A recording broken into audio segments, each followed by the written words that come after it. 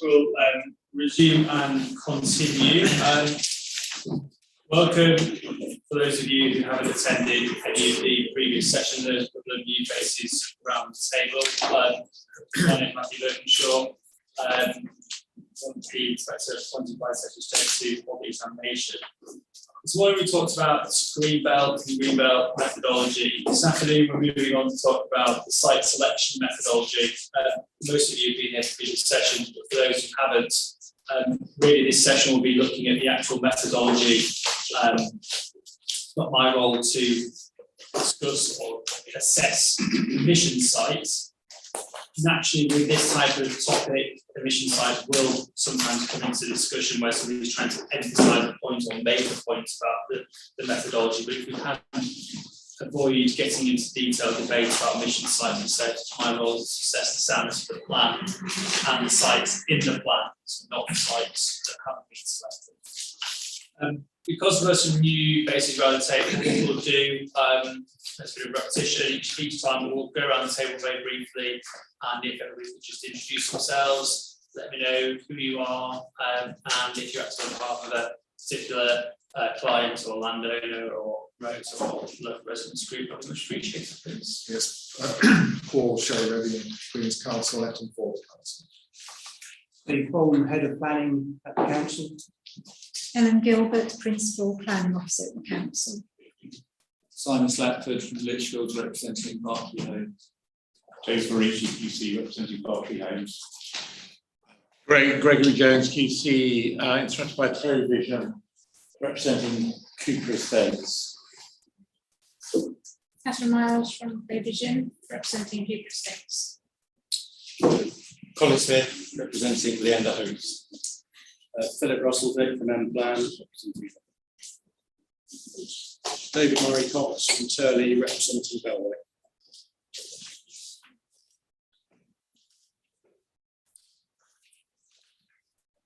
Out of order, I think so. Apologies. Philip Russell-Vick from M Plan for the Hadlow Estate.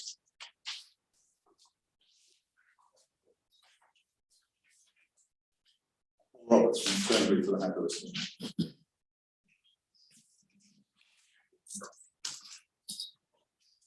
You're good here with two council estates, one for Esquire Development, SME House Builder, and also the Kent SME Developers Network, which represents about 30 SME House Builders. Gerard Kurinos from Stelvest Road Community Action Group.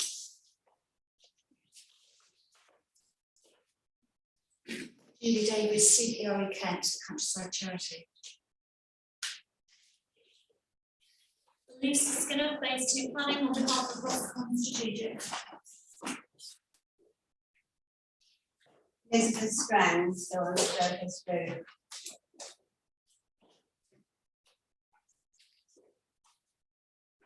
Ryan Johnson, representing Taylor Wimpey and their interests at Cranbrook. Thank you. Adam Kindred, CBRE, representing Dandara.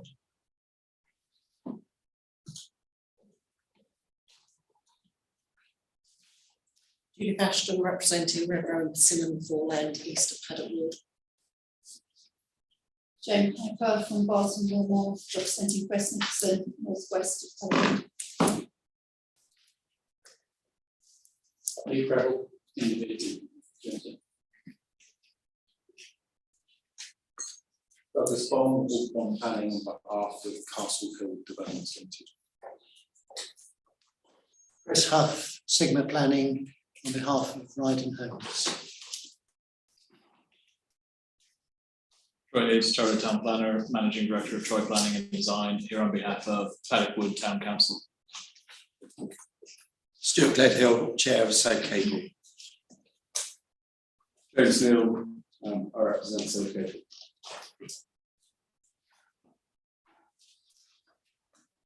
Okay, thank you everybody. As we've done previous sessions, we'll go through matters, issues and questions.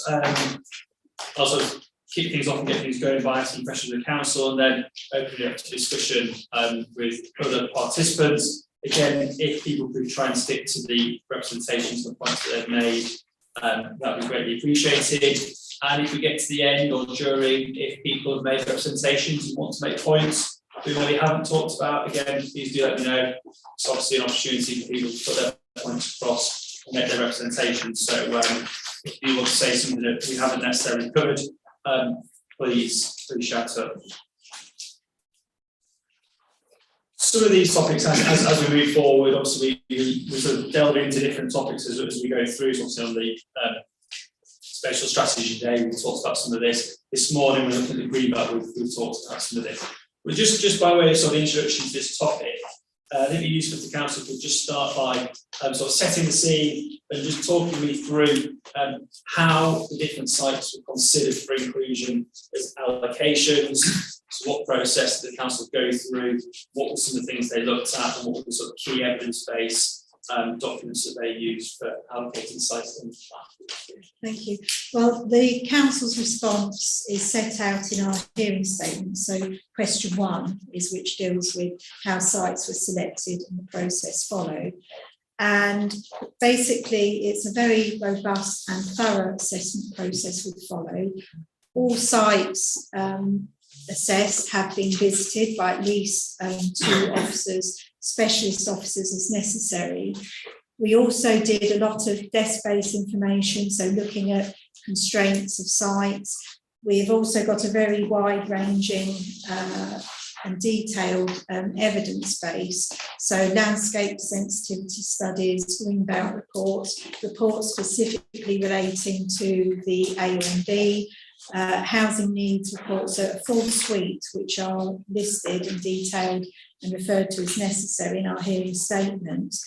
So they, along with the visits we've had from officers, detailed discussions with specialist officers, but also Kent County Council, so highways officers, whole suite of infrastructure providers have all fed into the assessment and the selection of sites included in the plan. Okay, so let's take a step back. So in terms of which sites the council assessed, so that's based on call for sites then, presumably at the start. So call for sites, people put sites forward. So what was the process which the council went through? Was there an initial sort of sift of sites? How did you start off at a very high level? Did you sort of discount? Very high level. Yeah. The first thing we did was to visit every single site. So that was before we made any kind of judgment about the suitability of those sites. We spent a considerable amount of time, so many months, day after day, visiting all the sites that had been submitted to us. So originally to the first and the second call for sites, but subsequently we visited sites that were submitted later on in the process, so including those that came in through the 2 rounds of public consultation, and sites that were submitted to us outside of that process.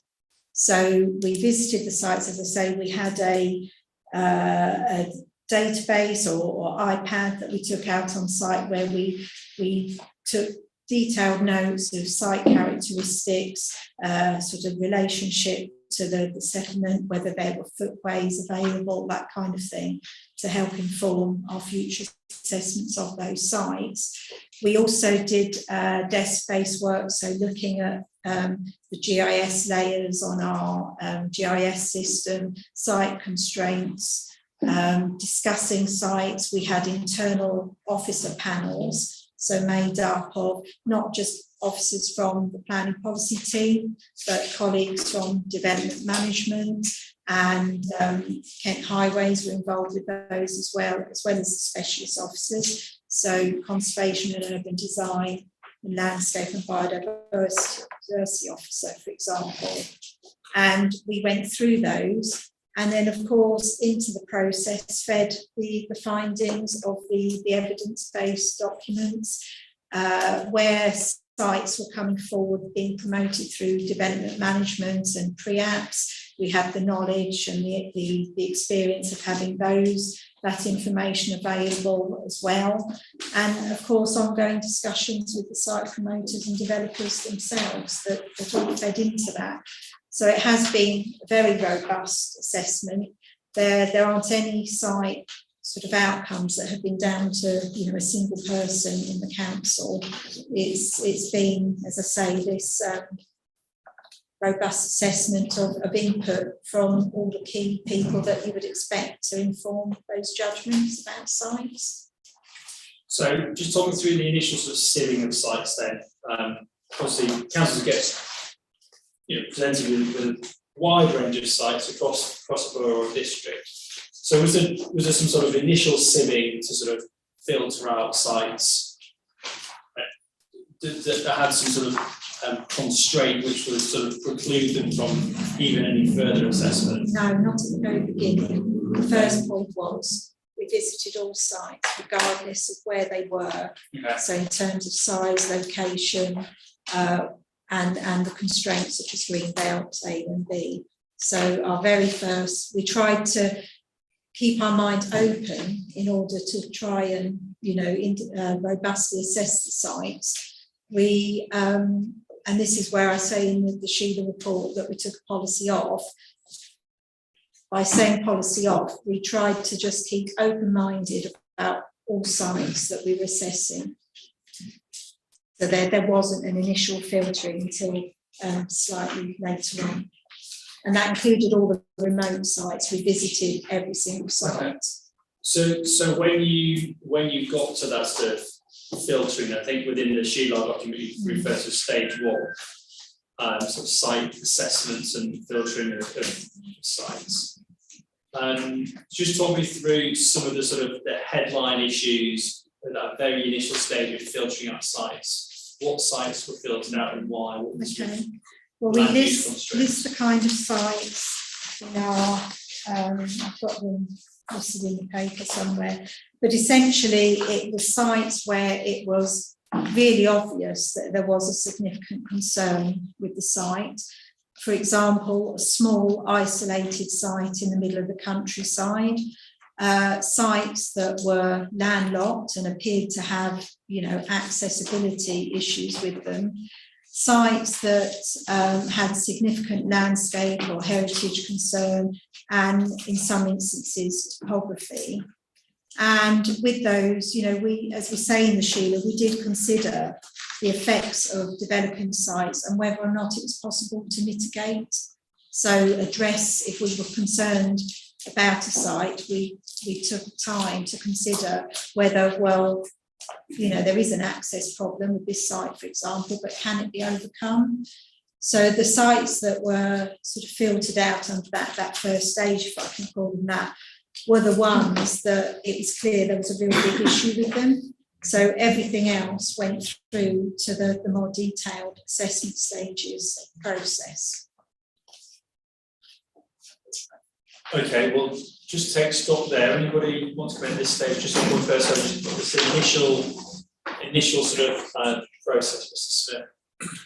Smith. Thank you. So, just heard the council explain that they took a policy off approach to the process that you asked them to describe, and they set that out in paragraph 3.24 of the Sheila, and they explained that the approach was not influenced by existing or possible future local plan strategies, and was also not influenced by site size. You just heard the council explain that there was a process of filtering out, which included small remote sites that were filtered out. The Sheila sets out paragraph 3.32. It says that sites were filtered out at the first filtering stage that were located in remote locations away from existing settlements, such as sites considered unlikely to be sustainable, which seems to accord with what the council just said. Although remote sites have been considered in the context of a new garden village settlement where applicable, that seems to suggest that that was a strategy that was being considered at that stage, not therefore policy off. And whilst small remote sites may have been filtered out, a garden settlement, arguably, and in the context of Chile Village, quite a large remote site, I would say, and I'm sure others around the table would as well. So it seems curious that small remote sites were filtered out, but not large remote sites. Maybe some other comments, but I'll leave it at that for now. Okay, thank you. Yeah. Yes, thank you. Lady, I'm afraid I didn't get the name, who stated that there was public consultation on every site. I know our sites, KLR, TW5, there was absolutely no public consultation. They couldn't have been because the public was not informed after the council had passed it through meeting on the 3rd of February. You talk, they say, for every single site, I'll quote you. You say, where there was really obvious concern, we went to talk to people.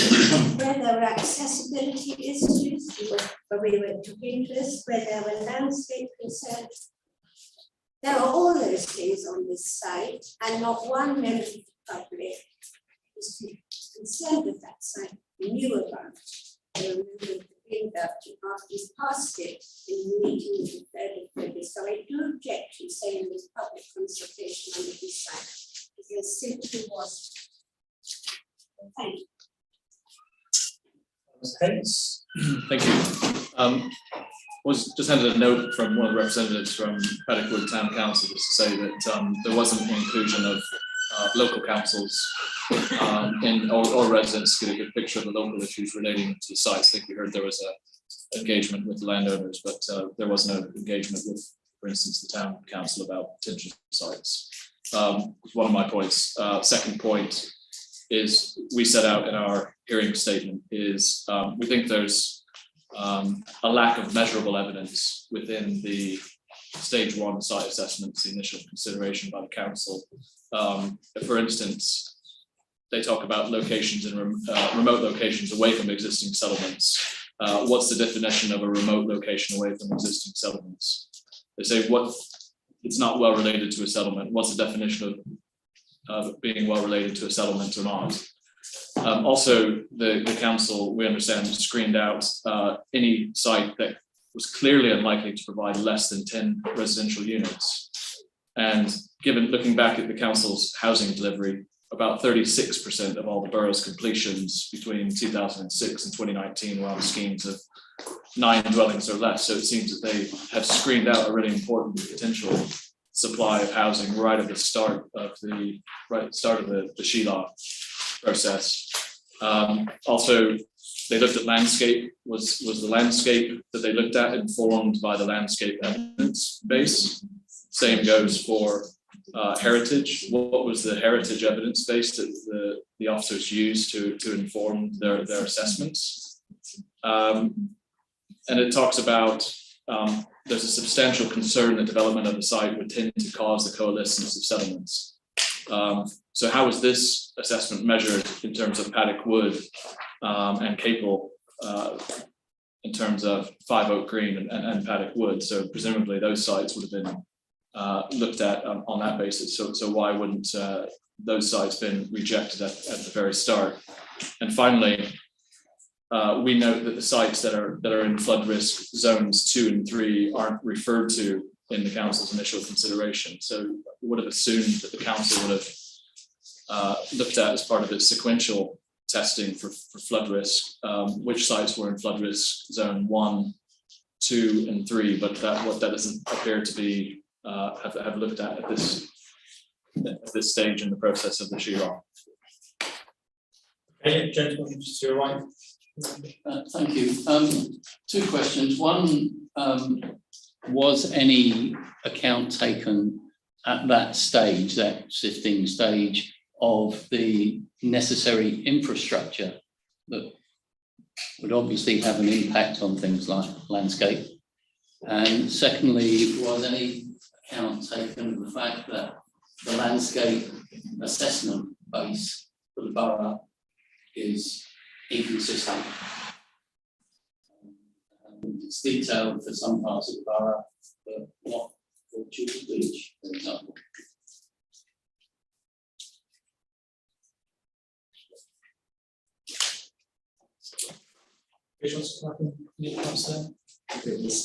Oh, sorry.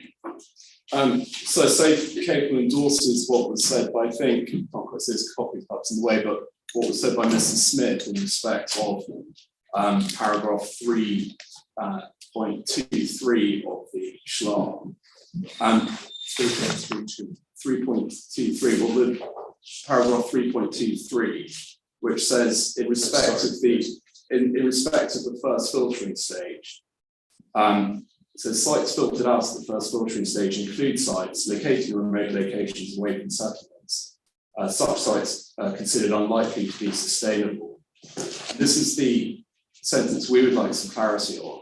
Although remote sites are being considered in the context of new garden village settlement where applicable. And the questions, sir, that we'd like you to put to Ms. Gilbert are, what were the criteria applied at that stage to determine which of those otherwise unsustainable remote settlements should be considered in that context? And then secondly, when was that carried out? Because as you know, sir, from our previous submissions, the dates of all of this are quite important.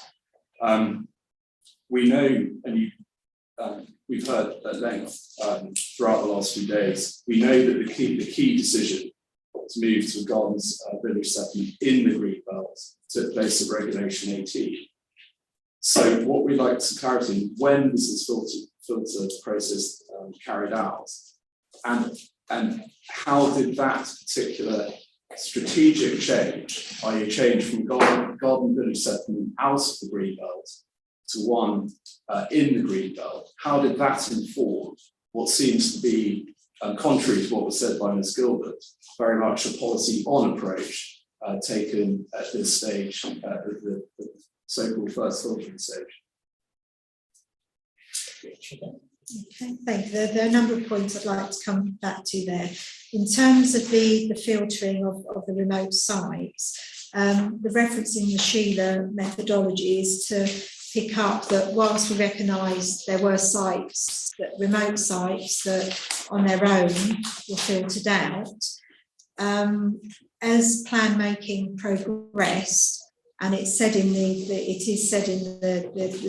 report that as necessary, we did reconsider sites.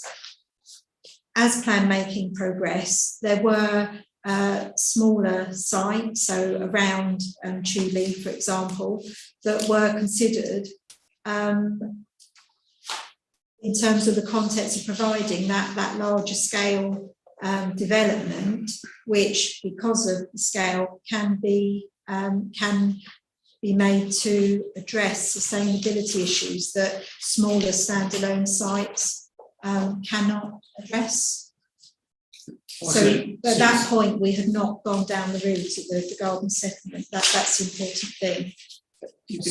So I was just going to say, so you differentiating them between types of sites going forward. That's what I'm trying to say.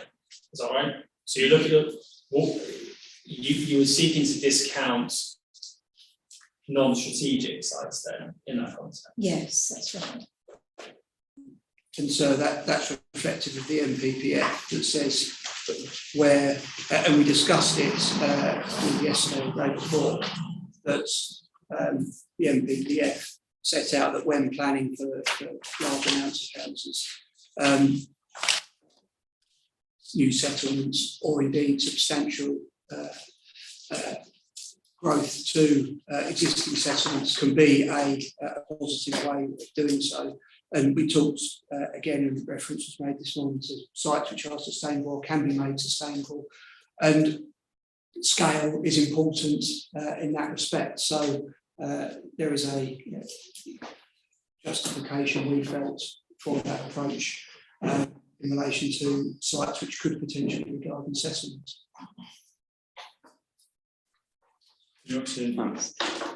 So just say that that's a thoroughly unsatisfactory answer with all due respect to Mr. Bourne and Ms. Gilbert. I asked a straightforward question: what were the criteria against which that exception to screening out sites considered unsustainable were applied? And I'd just like to make the following observation: that if it was on the basis that those might be sites that could be made sustainable within the meaning of NPPF paragraph 105. I appreciate, welcome an answer to this question. How, in the absence of evidence, and we've seen the evidence through the evidence that's now put forward, but how, in the absence of evidence back in at this filtering stage, and that's why I asked about the timing, could that view be taken about what could be made sustainable? In my submission, that evidence came in later and certainly wasn't around to inform this particular filtering stage. So the other question that has been answered is the temporal the chronology here. Criteria and chronology still remains entirely unclear as to what happened here. And that question simply hasn't been answered. It is an issue of process, and in terms of the filtering, it's not like there was a certain date, because obviously we were assessing sites, almost as a rolling thing through the plan making process. So there wasn't an end date to that initial filtering. Each site which came in was subject to, as Ms Gilbert said, an approach of visiting the site and then considering whether it should move forward through stage 1 to stage 2. And it wasn't a neat cut-off where everything that came in at a certain point had gone through stage 1 to stage 2. As Mrs Gilbert said, there were sites continually submitted, so they all went through that process. And in terms of the point about garden settlements and so on, the submissions were made in both call for sites, certainly the second one for garden settlements. There, as Ms Gilbert said, we approached them and looked at them in terms of the Sheila for all the sites that came in. Some were in the A or B, some were not in the A or B, some were in the green belt. All were in the green belt or the A or B. So all were considered through that process. Now, in terms of scale, the garden communities prospectus is clear that garden communities can be from 1,500 houses upwards. And again, without going into detail, Mr Marlowe relayed yesterday, or indeed the day before, how the MPPF introduced the policy around planning at scale and the garden communities prospectus which came out. What about the point that was made about the using a threshold and small sites? So just my notes, just confirm then, was every submission of bulk sites looked at regardless of size? Yes. So all sites were visited, so small sites, the whole range of site sizes anywhere in the borough. So the sites that we have on the Sheila sheets where we have the site outcome of a site being, less than 10 and therefore unsuitable as potential allocation, they've still been visited and they've still been assessed. But the point is, we feel that they are captured by the proposed Windfall allowance. The Windfall allowance has robust evidence behind it, and that will be discussed at other hearing sessions. But they are we've still visited them and we've still assessed them. There are some small sites where we've not said, we've just outrightly said they're unsuitable for other reasons. But there are sites there that are small that we recognise could contribute as part of the Windfall allowance.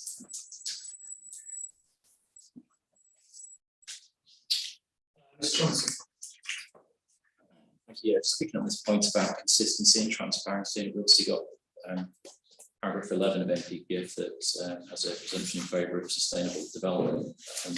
I think it's very important, certainly for the public engaged in the local plan process, that it is transparent. However, We've set out in detail in our matter statement why we think that hasn't been the case and hasn't been applied consistently.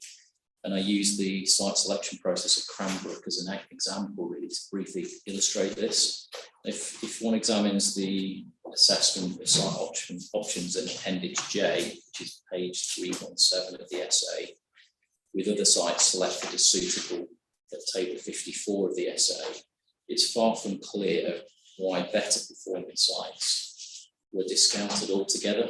And in some instances, we can't understand why certain aspects have been discounted, and we can only assume there are site factors or site selection factors beyond those that have been documented and indicated at page 155 of the essay that have influenced what is supposed to be an objective and consistent assessment of sites through the SHLA and essay process. And as we've detailed in our statement, I won't go into it because it will pull us into a site-specific discussion. So I think there are a number of errors and inconsistencies that we sort of highlight to the local authority at each stage of the local plan process. We've provided robust evidence to support the suitability of our client site, but for reasons unknown, those sites haven't progressed. If there are additional factors that are not documented, I think they should be made aware, the council should make them aware to the public for transparency and consistency. We feel there are compelling grounds to support the need to revisit some of these reasonable alternatives around Cranbrook. And this includes some of the housing needs debates we had already in this session. And those will come on to in terms of the deficits we feel will arise as a result of the council's over-optimistic housing delivery assumptions on Tubely in particular, matters that we're obviously going to come on to under matter 6 and matter 9. But for that, I'll park it there. It's mainly about the consistency and transparency of the process. Thank you. Okay, we'll get into some of the details, but Jason, look at that. So, and you're from the SME process. So, I just sort of reference the list of sites because of the other end of the spectrum. We obviously have this paragraph 69, which states that 10% of allocation in the local plan are on small sites of 1 hectare. And I'd just like a bit more clarity on why the council chose to start excluding sites that are less than 10 dwellings when the comparison, just to assume that they will be Windfall is for like very inaccurate repairs, because then there will be circumstances of some sustainable locations that are located potentially in A and B, where if the site were to come forward that was under 10 dwellings in that location, would be deemed acceptable as a Windfall site that may be deemed acceptable as part of the plan allocation process. So to automatically discount the inclusion of sites in the SHLA at that point, straight away puts smaller sites on the back foot in coming forward in accordance with the local plan.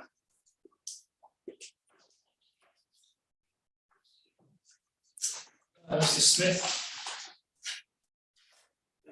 Thank you, sir. Just 2 points. The first, I'm afraid I'm going to reinforce, I think, what Mr. Neal said earlier, but I think it's quite fundamental, and in this case, I will forgive the repetition, but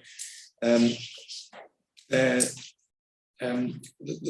fundamental basis of the questions that you're asking about the plan is whether the strategy that's been alighted on is the correct one in the light of reasonable alternatives.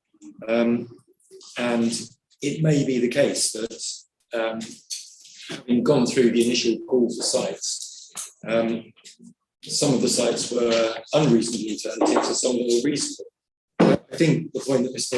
Neal is making is that we don't know how the council came to the conclusion that some of them were not reasonable alternatives and how that's been carried forward to inform the final strategy. So it's a point that's been made previously, but I think it's important to continue to make it.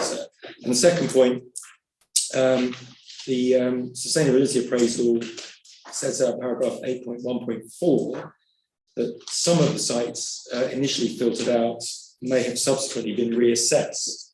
I may have misheard or not kept up with all the conversation this morning, sir, but I think we were saying that there weren't any sites that were reassessed following the initial filtering. That paragraph in the essay does seem to contradict what's actually happened.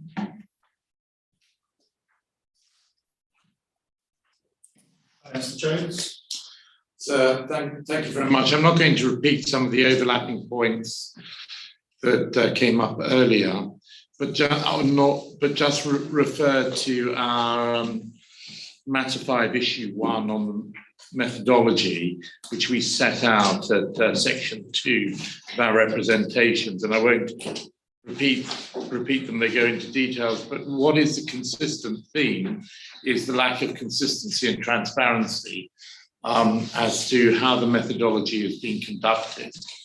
And we set that out in particular detail. Obviously, we have focused a lot on the approach on extra care for the elderly, but it's an example of a wider critique.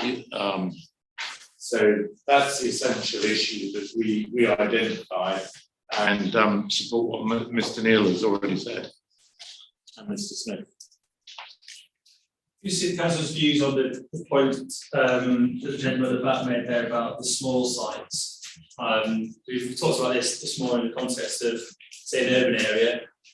What about the sort of smaller rural settlements? The Brownfield and Urban Land topic paper, section 6, sets out the council's view on windfall allowances, and we did a review of this analysed windfall completions, and paragraph 6.5 onwards, it presents the council's evidence and sets out that we feel we have compelling evidence to have both. We are proposing a small scale, small scale and a large site windfall allowance, which has moved on from the draft local plan when we just had a single allowance.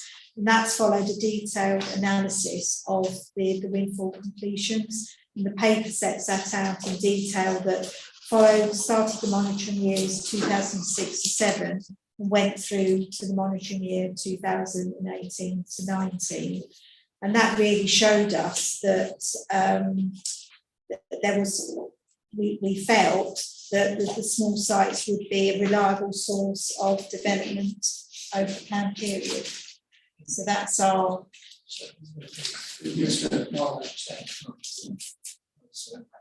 Yeah, I think what Mrs. Gilbert said is true. Perhaps what you could have also say is that where there were small sites on the edge of villages, which are less than 10 days, there are more than 10 of those suitable sites. They were allocated. The number are. If they were smaller, they were taken into account in the revisions to the LP, to the limits of development. So where we had small sites, they on the edge, and it's felt suitable to embrace them. That was taken into account in the review of the LPDs. So I think, and I'm sure the gentleman will correct me if I'm wrong, I think the point that was being made is that you can't rely, you can't say that they'll become part of your windfall allowance because they're probably A or B greenbelt. So at a plan application stage, they wouldn't come forward as windfalls in the same way as a car park in Walton Bridge Wells might do, because the presumption is automatically against that development. I think the point the gentleman was making is if you filter out all those sites less than 10, the sort of 7, 8, 9s, then you're not actually, those won't come through as windfalls unless it was criteria framework. I think that was what you're making, isn't it? You're automatically including those, and they won't come forward as windfalls because they're probably in green belt near. Yeah, that's right. I mean, probably we've got to disassociate windfall development with small site development. They're two completely separate exercises.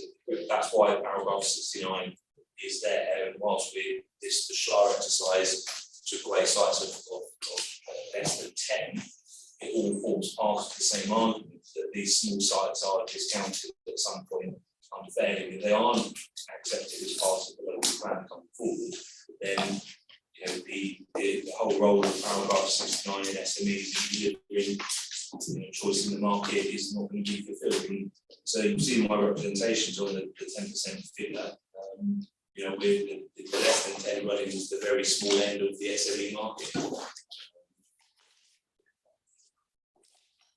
I think for one of the future hearing sessions, I think it's under matter 9, there is a question specifically on how the local plan meets the 10% requirement of the NPPF, which the council has obviously responded to in that matter. I think so. If the case is for sites within the AONB or Greenbelt, because they're small sites, then yes, the local plan doesn't support that. It has a clear strategy based on, sustainable locations, and that includes it's a very small, smaller villages where they have defined built development. So for those smaller sites, if there is sustainable locations, they would be in the suitable sites. They would be incorporated within those needs to develop.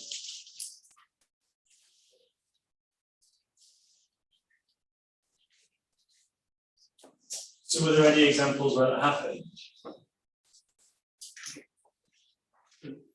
Presumably not for the green box, we talked about that small green box boundary changes. But where you said, if you pointed an example where you said, well, there's a site would be perfectly reasonable as a housing site, but it's under 10, so it can't be an allocation, but we'll change the boundary. Yeah, there was certainly limits to build development where there was sort of extended in response to representation, which was on the basis that they could, some houses could be accommodated within those areas. We'll do a check. I think that'd be worthwhile, just clarifying that.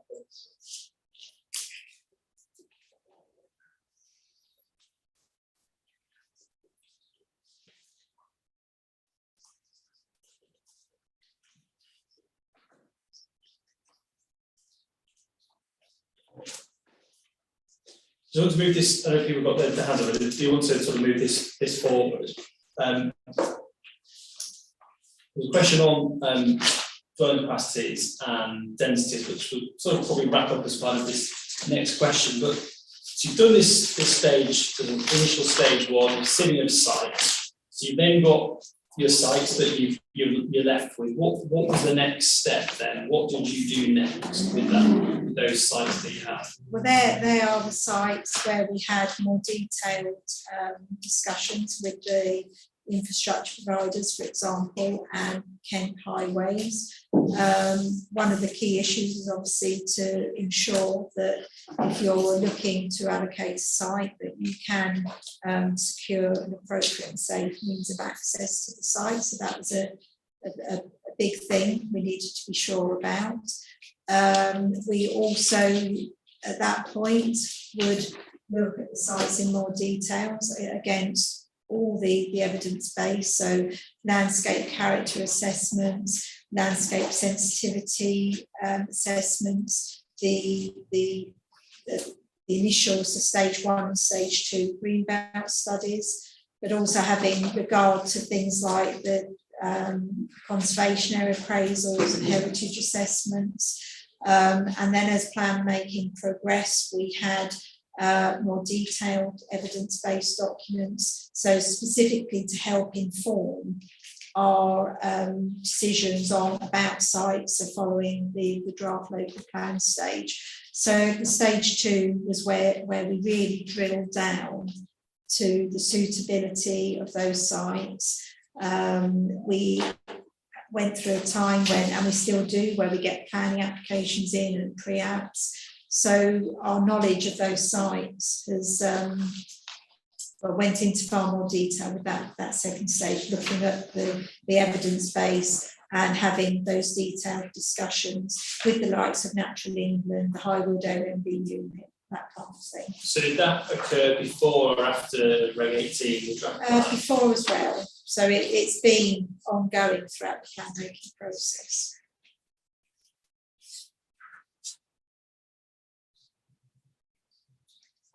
We talked about this on Wednesday, very, very briefly go back to it. How did the strategy inform those discussions? So sustainability settlement, strategy of the plan, where did that come into it? So you look at the site, okay, on paper, yeah, ticks all boxes, seems to be suitable, available, deliverable, etc., etc. Where did the sort of spatial distribution and strategy come into decision making? Well, the Sheila was part of the wider evidence base that helped inform the strategy. So along with documents like the settlement role and function study, for example.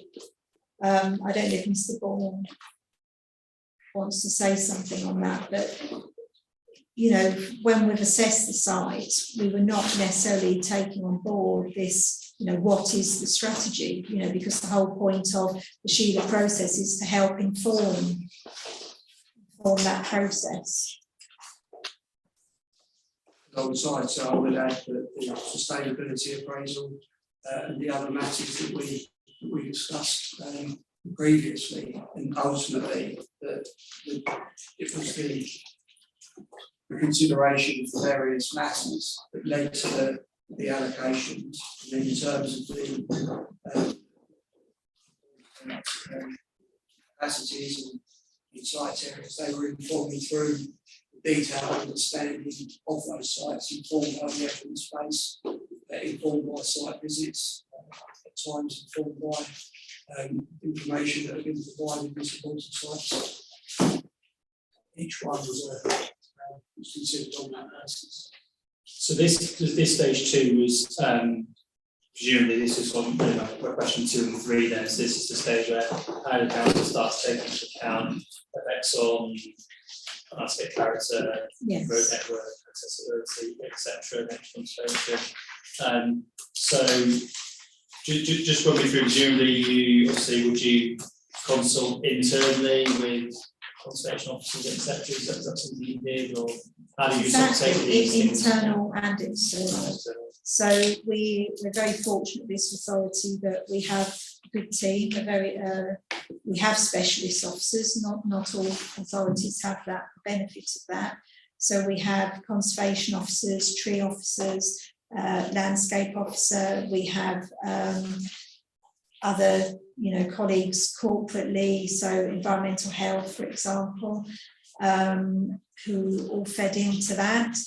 We worked very closely with the, as I say, infrastructure providers, but also engaging with Natural England, the AONB unit, KCC, National Highways, as I should call them, and Historic England to feed into that. So, and that has been something ongoing since the stage 2, if you like, throughout the process, which, as I say, has been iterative, responding to new knowledge as we've obtained it about science. Okay, we'll take some views, Mr. Hunt. Thank you, sir. I want to look at the period between Reg 18 and Reg 19. Is that an appropriate time? Yeah. I'm not disrupting your structure. We talked yesterday, sir, about the east-west imbalance of housing provision and the failure of the plan to consider supporting the prosperity of rural service centres at Cranbrook and Hawkhurst. Those problems of the existing plan arose because of the removal of site allocations between the Reg 18 and Reg 19 stages of the process. If I can take you to paragraph 4.48 of the text of the submission plan. It says, hence, the local plan retains and refines the strategic sites. However, as a consequence of the further work and consideration of comments received, the development strategy has been refined, I stress that word, refined, from that of the draft local plan, notably in terms of less allocations, especially major developments in the high-wheeled AONB, and much less development at the larger settlements of Cranbrook and Hawkhurst, and it then goes on. So I want to look at that and see what the justification was for that. First of all, so the scale was far more than refinement. Across the borough, there were 8 major sites which were taken out. That was 47% of those sites in the AONB. In Hawkhurst, the provision dropped from 668 to 165. It's a 75% reduction, simply from taking those sites out. Now, you ask, I'm sure you do, what was the reason for that? If we look at the development strategy topic paper, which is CD 3126, and at paragraph 6.133 and 134,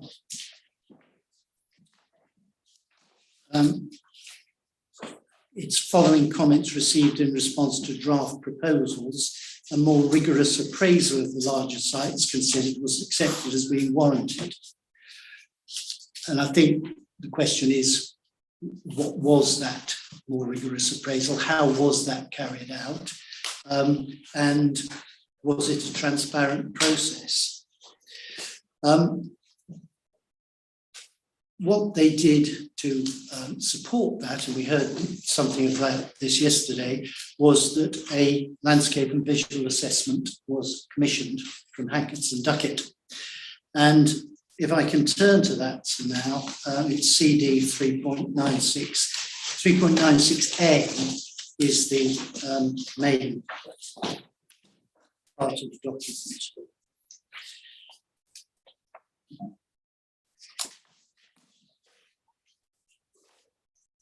I just ask you to look at it and consider whether there is anything in this document that justifies such a draconian reduction in Hawkhurst. So paragraph 7.2 of that document, within the Reg 18 draft local plan, the proposed allocation sites are grouped around existing settlements. This is both a sustainable approach to development and maintains large areas of the AONB free from additional development. So development on the outskirts of the settlement was seen as a sustainable approach. Then the quantum of development, this is 7.7, the quantum of development proposed at Cranbrook and Hawkhurst within the Reg 18 draft local plan would lead to the expansion of both settlements and potential intensification of development along the A229, which runs between the two settlements. The cumulative loss of land to development around and between these settlements could adversely affect the character and appearance of the AONB in this area.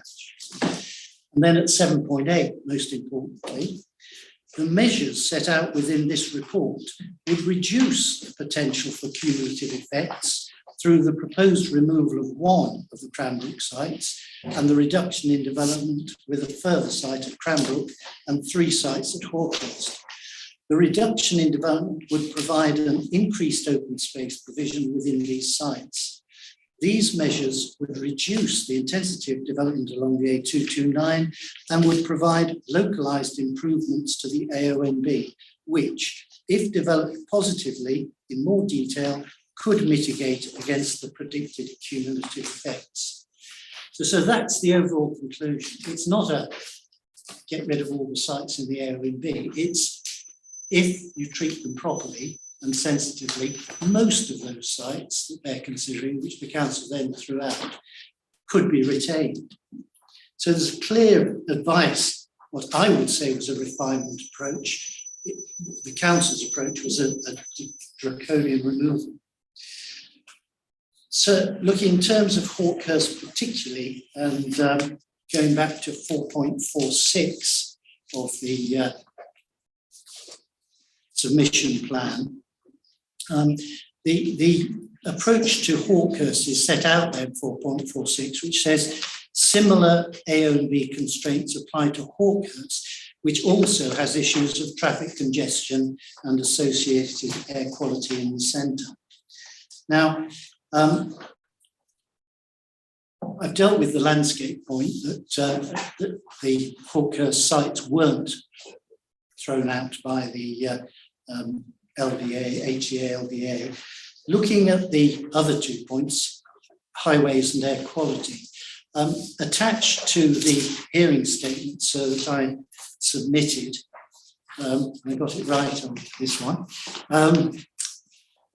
There's an appeal decision, land east of Highgate Hill and south of Copthall Avenue, and that's dated 22nd March 2022. That's considered most of the issues that we were talking about in terms of in terms of highways and air quality. And if we look at paragraph 59, issues and highways, which are basically comparable with those of other sites in Hawkhurst, the council were of the view that the scheme would have a significant adverse effect on the capacity and congestion of the crossroads in the centre of Hawkhurst and the wider transport network. So at that time, sir, at that appeal, the council were opposing it.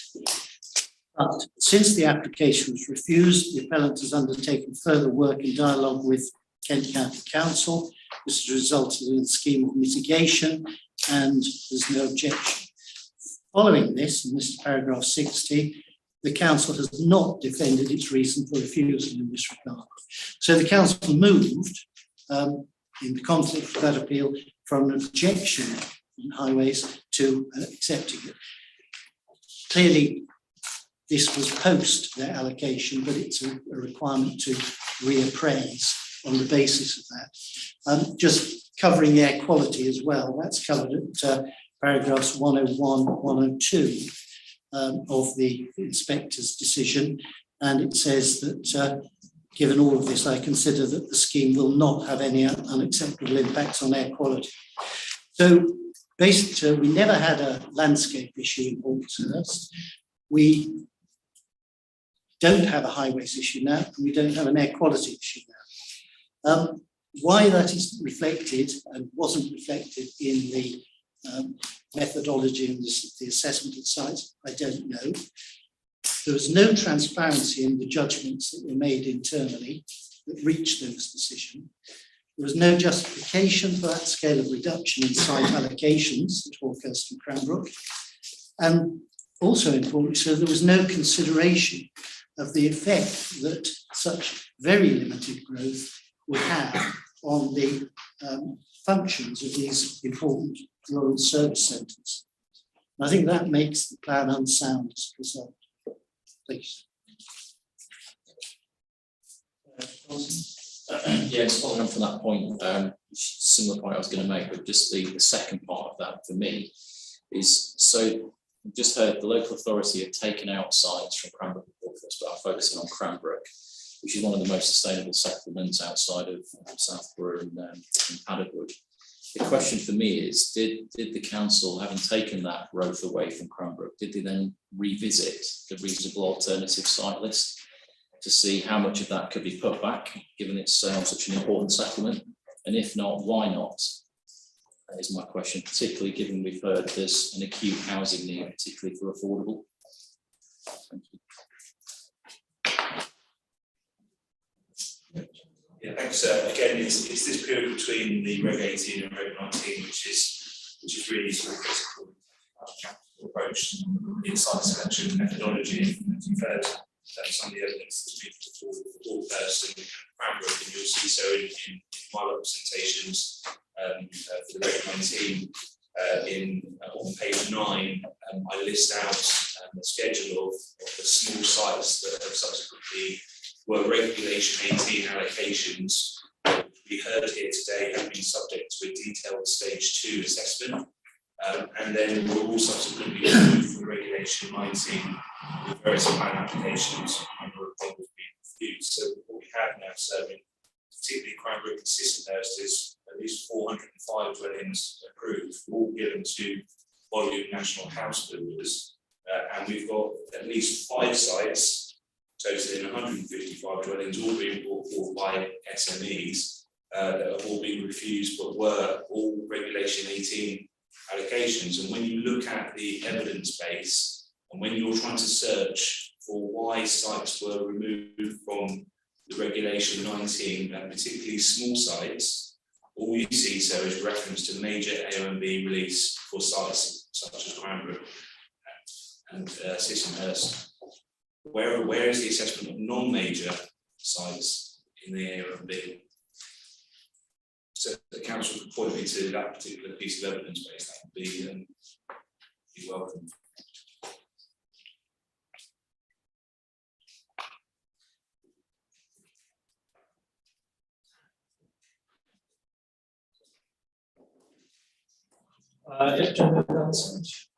Thank you, sir.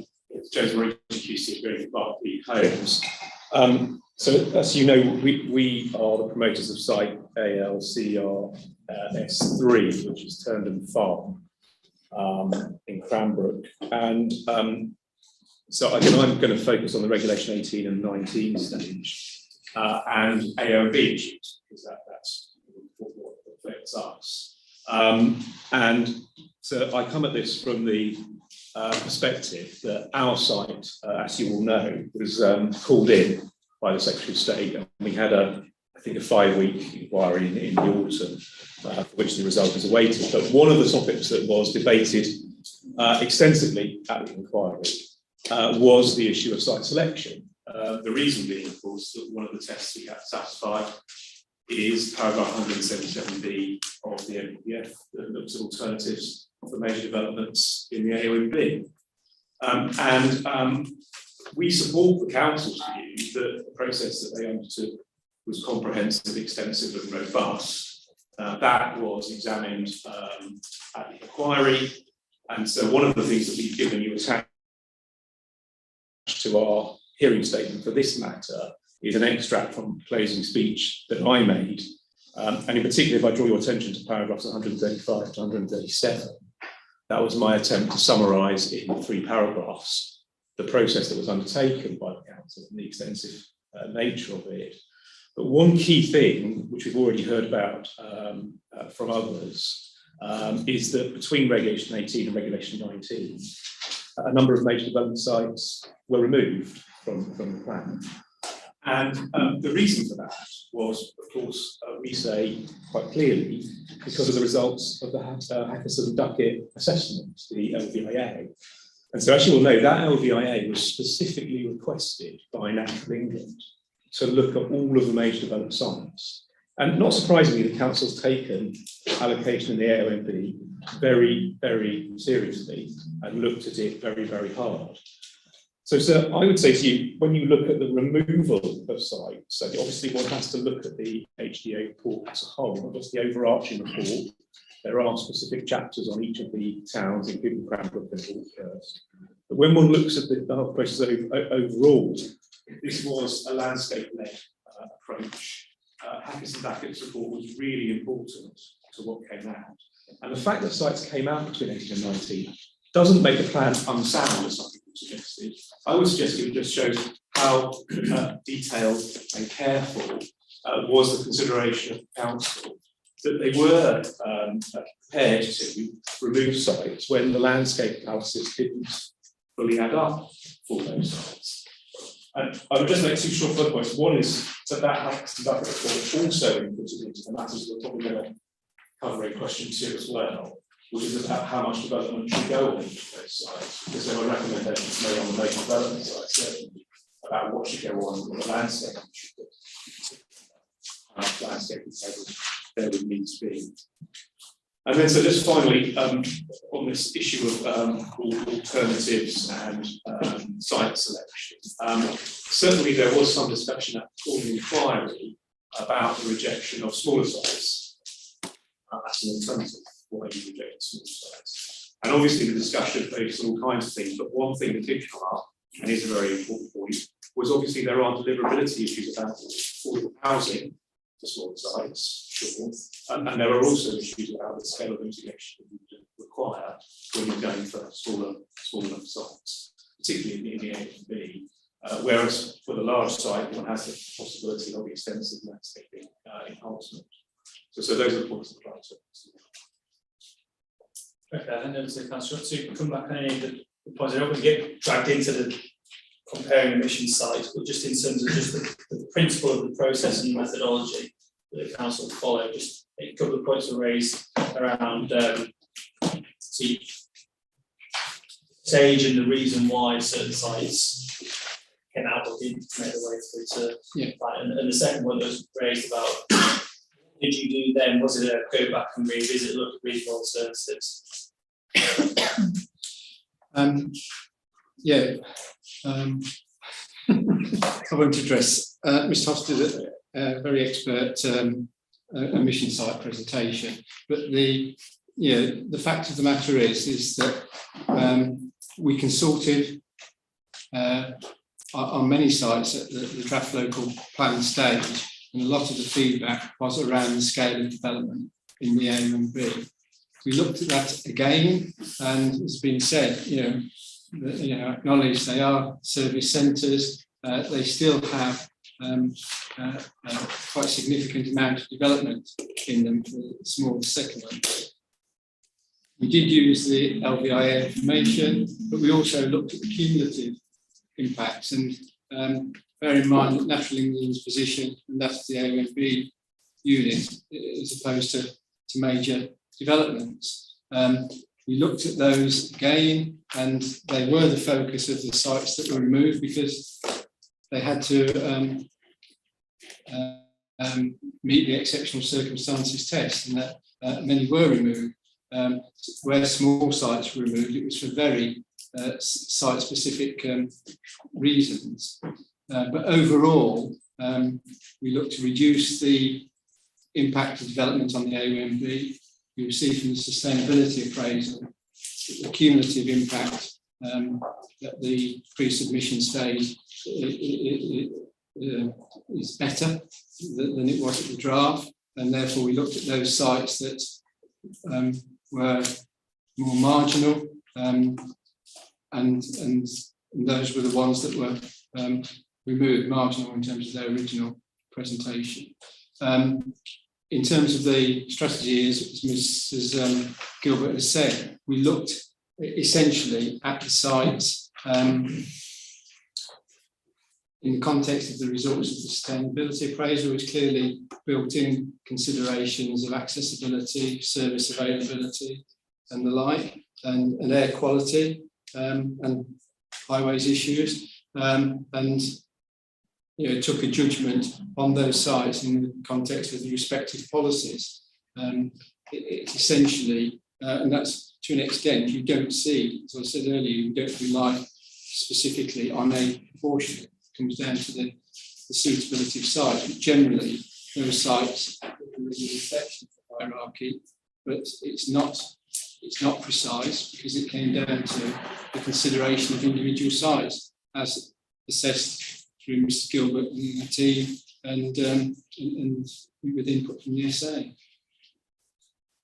So if I could add two very short points, reference was also made to Sissinghurst and Wanbrook sites, which were in the Regulation 18 stage, but not Regulation 19.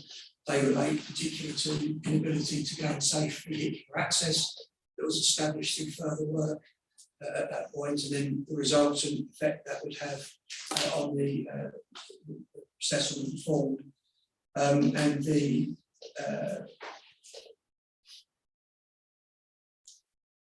yes, that's covered. Thank you. Okay, we'll just want to quickly go through one question. Goes back a little bit actually, so we're probably into actually this Australian's questions. Certain question 3, but just to sort of round this discussion off, site areas and dwelling capacities, where sites were put forward for consideration, what did the council do in terms of site areas and dwelling capacities? Was it just, okay, that site's been put forward, we will consider this? Or was there a refinement of, okay, well, we think it's a bit too large, but it's a good site nonetheless, we'll have a look at reducing size, scale, etc. What did you do? We did. We first of all obviously looked at the sites as submitted, and as the methodology sets out, we considered whether sites were suitable as a whole or in part. If they had constraints such as access. We considered whether, if there was a site adjacent to it, whether they could be merged. We took account of site constraints and also informed by the officer site visits and the discussions with specialist officers. And we, as the Sheila sets out, originally we looked at, we applied a high level yield of 30 dwellings per hectare just to give a very high level figure for the site. But as plan making progressed, we refined those. We looked at, as I say, the constraints on the site, which helped inform where the developable areas of the sites would be, and refine those dwelling capacities in discussion with the likes of Natural England and the AONB unit. The major sites in the AONB were informed by the LVIA work conducted by HDA, and that they helped inform those final decisions about what the capacities for the sites are. And then obviously sites outside the AONB, the ones in the urban areas like Tunbridge Wells, for example, we carried out a review of the capacities, which is set out in the brownfield topic paper, to ensure that we were really maximising those most sustainable sites. So it was informed by evidence, discussions, ongoing discussions, and the site visit work, so taking account of things like hedgerows and trees, that kind of thing. So this directly links to what we talked about yesterday then, about the site allocation for the plan and lines on the plan and different areas shown for green spaces, etc. So that's usually sort of informed by that process. And also I would add, informed by emerging information from the parameters, where people have had pre-app discussions and planning applications submitted. And in some cases, things like appeal decisions have fed into that. Okay, I suppose we'll take a break. It's rather hot in here. So I'm sure we can get some windows and doors open 10 minutes or so. And cool down. So we'll have a break and we'll resume at 25 past to ask you questions.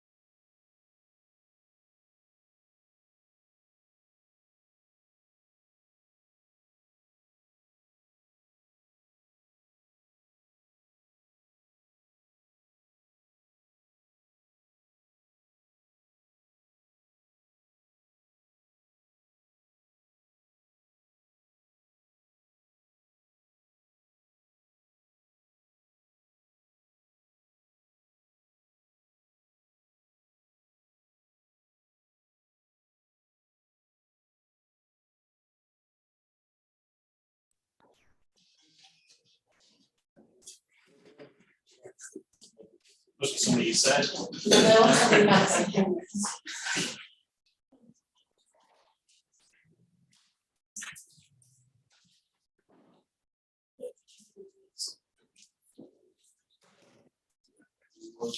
Make a start with you.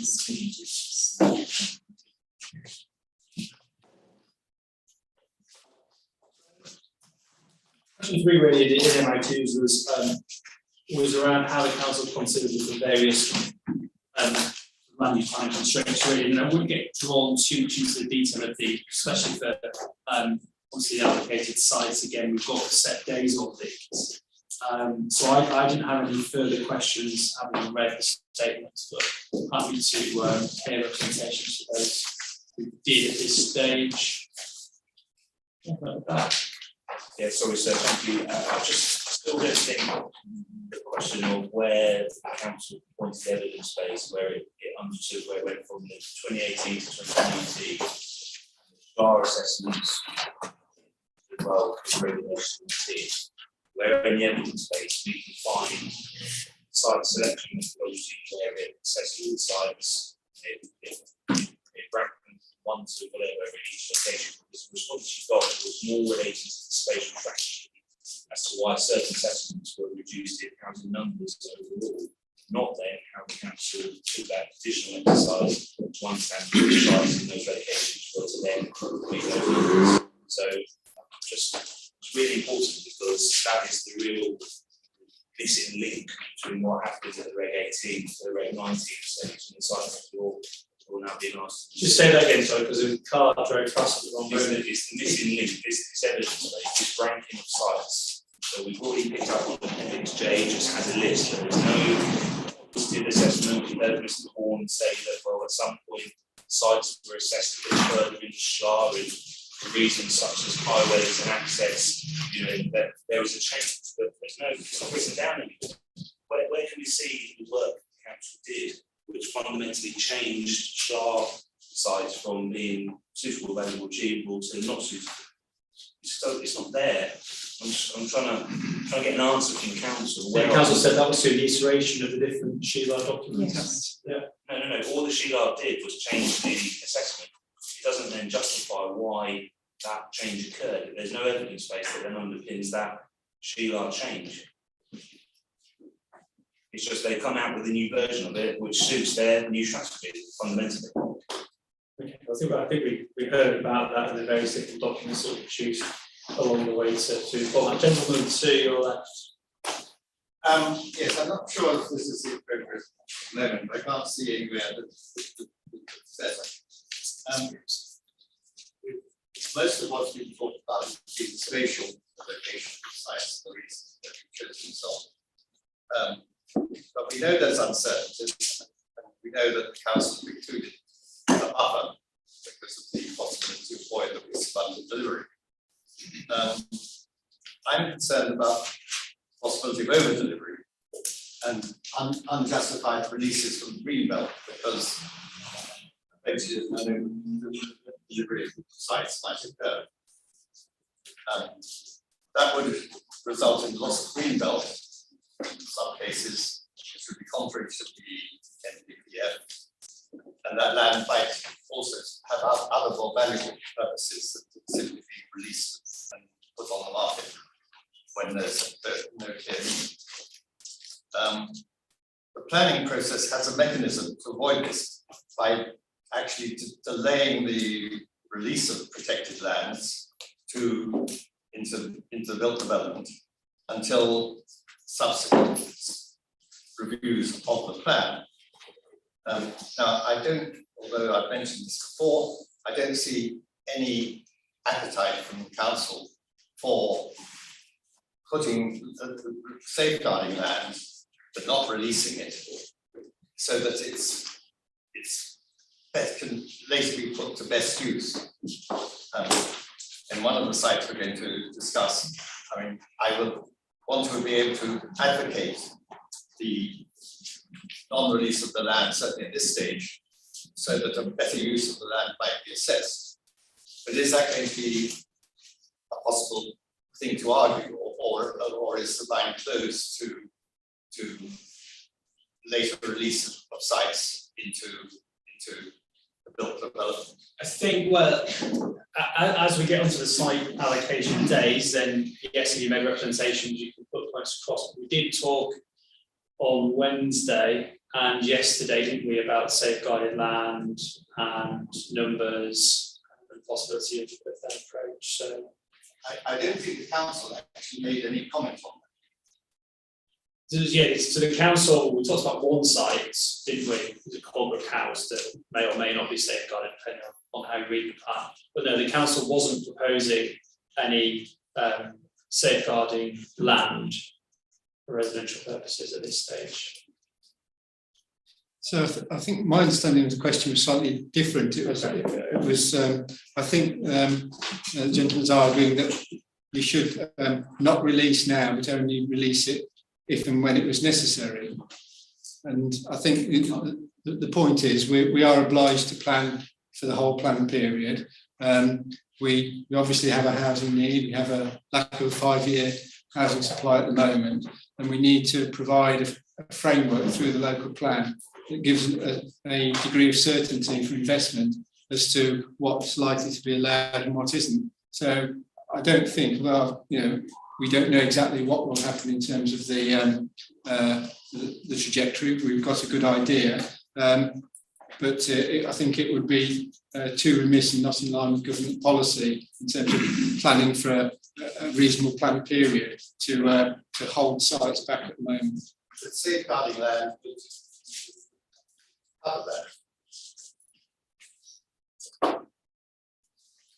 Okay. Gentleman there, I can't quite see your name. Yeah. Your question, how did they take into account the effect of development on landscape character, including the high wheel? I've been through all the documents. I can't find any assessment of impact on the landscape character of Jubilee Village. There's the study that was done later as to the impact on the AONB, but not on the landscape character of the area outside the AONB. And I'd be happy if the council can point me to that document that actually shows us how that landscape character was taken into account. Yes, thank you, sir. I just wanted to touch on the issue regarding the need for new and improved infrastructure as one of the factors to be taken into account whether sites will or are to be allocated. Obviously, that is an issue that we will to return to on the matter 6 of the Jubilee Village proposal. But that as a factor is clearly an important one in respect of that scheme and represents quite significant challenges. I think it's pretty obvious what those are, but it's not clear in terms of, under this matter, in terms of the methodology, when that factor was, and that important factor was addressed, stroke considered, before the ultimate decision to allocate the site was made. I sense that the decision to allocate it was made, and then the issues over the need for new and improved infrastructure and the ability to either pay for it or deliver it came after. Obviously, it's the wrong way round. And in terms of analogy, the more isolated a location, the greater the need for that infrastructure to be in place at the right time. I touched on that this morning. So I think in terms of the methodology, it's quite important that that matter is one flagged up, and if it's found that that wrong sequence has occurred, then clearly that does go to one of the principal parts of this plan. Thank you. Thank Thank you, sir. I just wanted to go into inconsistency of approach in terms of the allocations. I wanted to do that, sir, we believe, by comparison of two sites in Hawkhurst without going into omission sites, but just to demonstrate the different approach that was applied by the council in relation to two, on the face of it, similar sites in some ways. The first one shows Fowler's Park, which lies on the eastern edge of the town, and is a site my clients have an interest in. I will declare that. The second is Highgate Hill, which is on the southern edge of the town, sir, and is a proposed allocation and submission plan, and now has planning consent by virtue of that appeal decision to which I referred to. Both sites were proposed allocations at Reg 18. Fowler's Park was for about 100 dwellings, Highgate Hill was for about 70 to 79. But only Highgate Hill was taken forward. Now, in terms of community benefits and infrastructure being offered by the sites, Fowler's Park is still offering affordable housing, the delivery of a new doctor's surgery medical centre, and land to extend the primary school. Highgate Hill was offering just affordable housing, nothing more. Now, so in terms of exceptional circumstances, framework paragraph 177, the public interest is part of the exceptional circumstances that would justify major development in the AONB. It would be logical, sir, that a site offering greater public benefits should be preferred, but only Highgate Hill was carried forward. Also, sir, Fowler's Park has less impact on the AONB, and in particular, if I'll give you the references, figure 8 in the Hankinson Duckett LDIA CD 3.96A. The Fowler's Park site is in an area of medium to high sensitivity, whereas Highgate Hill is an area of high sensitivity. And I make the point, I was just going to clarify from what Mr. Morici said.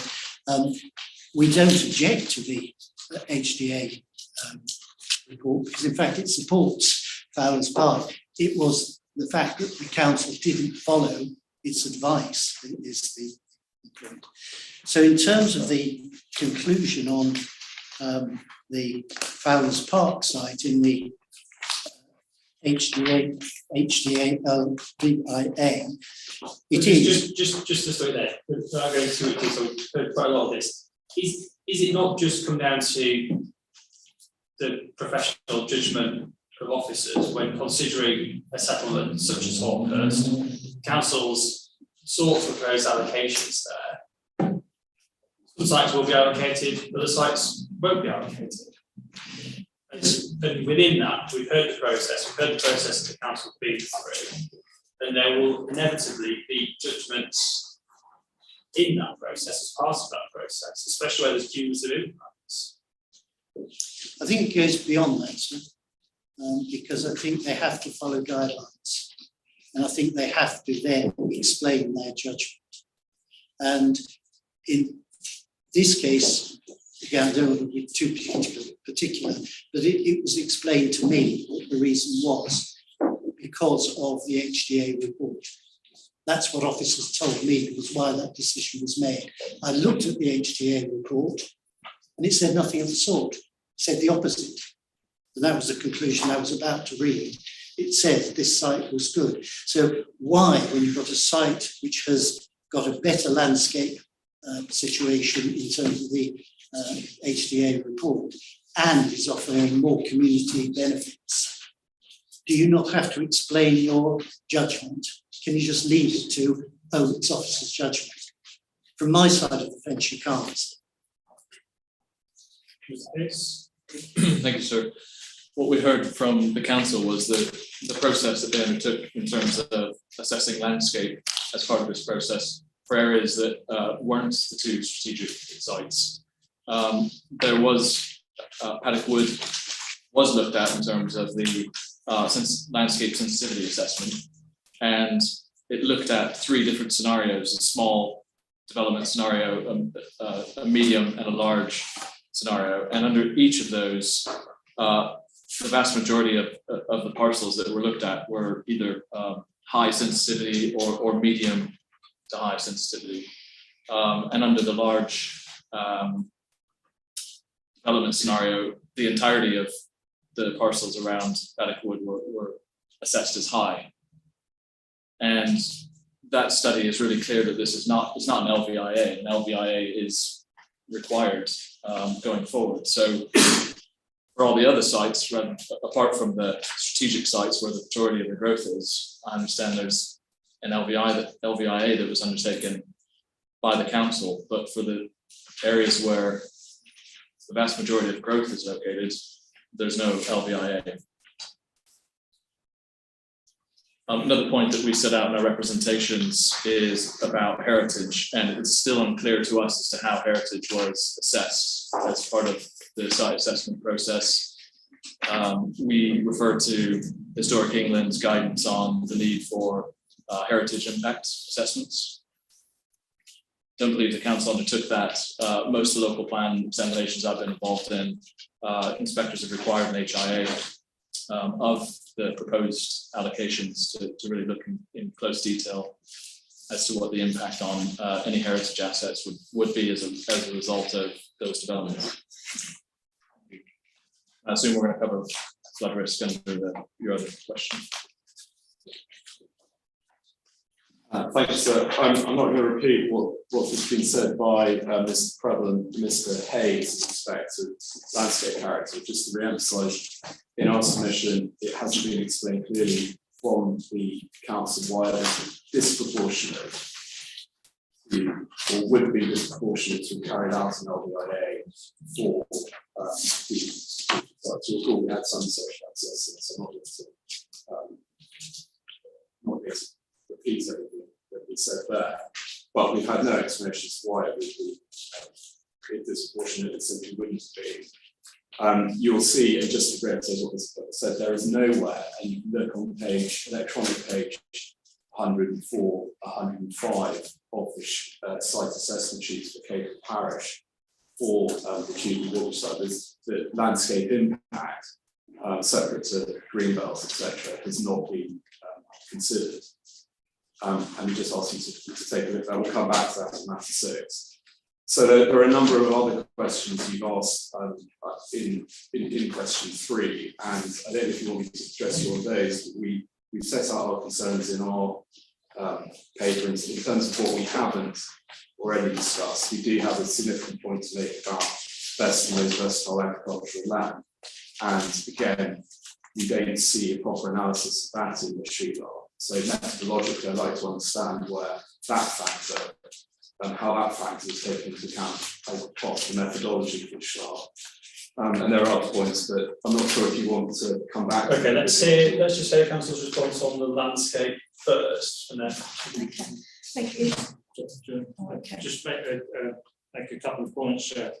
Really, the landscape sensitivity is generally recommended in relation to expansion of existing settlements and so on, and the council decided to do that. But it's not a requirement of the plan, and it's not a requirement of the plan LVIAs either. The council, as I explained the other day, has an excellent evidence base, up-to-date evidence base on landscape, as both a landscape character assessment study with the strategy as HLC studies, which are up to date, and a whole swathe of evidence in terms of the character and qualities of the landscape and biodiversity value. It has carried out setting analysis in relation to the NAV for Jubilee and Paddock Wood. And it did use a sensitivity study to look at Paddock Wood itself. In terms of a point raised regarding Hawkhurst, the overarching report for Hawkhurst predicted exactly the same effect on the NAV for the land of Fowler's Park as well as land of Cockwood. And that's on page 18 of the assessment report. The LVIAs were commissioned on the basis of a request from Natural England to address major development in the ANOB. That does not mean to say all the other sites the council have looked at, including Jubilee, we've been blind to landscape effects. They've all been considered in terms of landscape effects through the Sheila, which I'm sure Ms. Gilbert tell you about at the moment. And there are small sites still being taken forward through these schemes as well. So if you look on the first page of the LVA for Hawkhurst, which is the document you have, it shows all the various development sites that are being considered. And you also see some black outlines. There's one at Moor, there's one at south of Highgate Hill, one to the northeast, one to the northwest, one at Gills Green. They're smaller sites still being taken forward through the local plan process. The major sites were dropped into two. One was the golf course site, HA1, and one was Fowler's Park. And then another site to north of Gills Green was amended in terms of scale and scope and so on. So, that's just to give you that bit of context and background. What about the point Mr. Hayes made on the heritage? In terms of yeah, that's fine. There are specific questions under matter 6 regarding heritage considerations for Jubilee and Wood.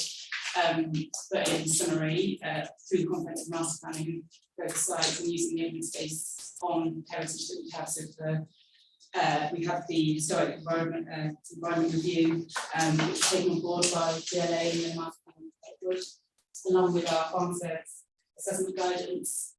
And it's set out in the master planning and strategic sites infrastructure study, which is called document 3.66A. And I've got paragraphs in our response to matter 6 on this, how that's been considered. And also with Judy Villages, we still already referred to, we are fortunate to have a heritage conservation officer within the council, and she provided has been informing the master plan of Jubilee Village considerations of the estates, in particular with regards to All Saints Church, which is regularly listed.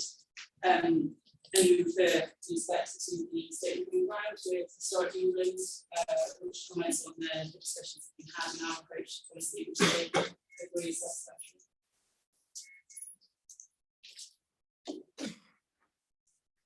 I could just add to that, please. In broad terms, we have a response on how we've dealt with heritage assets in our response to question 3. And heritage assets are dealt with paragraphs 93 to 99. And in particular, there's reference there to engagement with Historic England and the heritage team at KCC. We have signed statements of common ground. And I'll draw your attention to paragraph 98, which refers to the fact that the statement of common ground within that is agreed that Tunbridge Wells Borough Council has a good evidence base and appreciation of the contribution of the historic environment. So I'll just draw those out, please.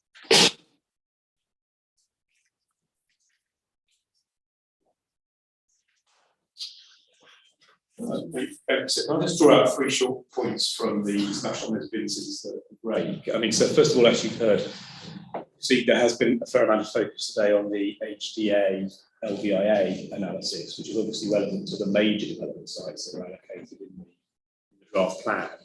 But obviously, there's much more than that in the evidence base. We've heard about already from the council about the AONB setting analysis, which is an important document.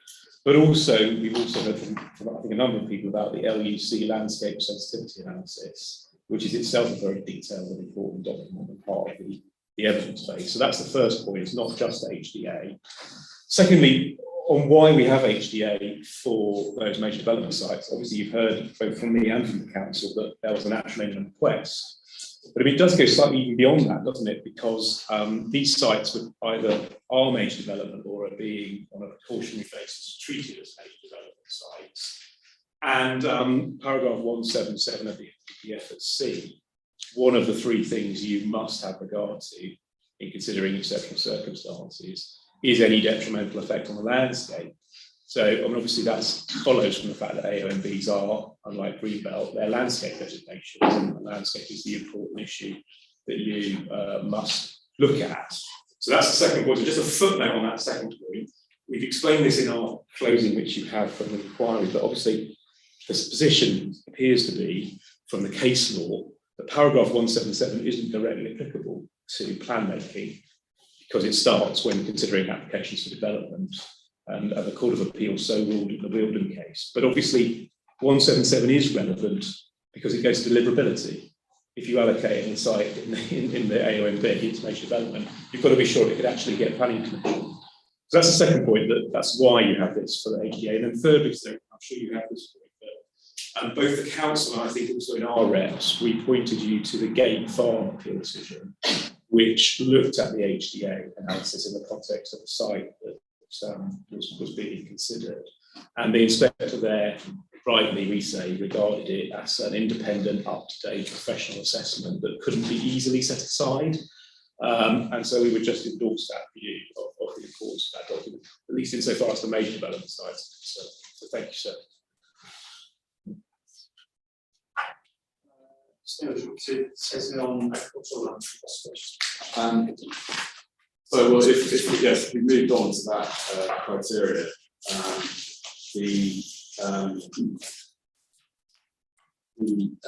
we've got concerns about how we should take into account our particular sites. I appreciate you want to get into details of that and its classification. And all the input we make in the context of the SHLAR is that we don't see it being considered as a factor in the site assessment sheets that we've referred to.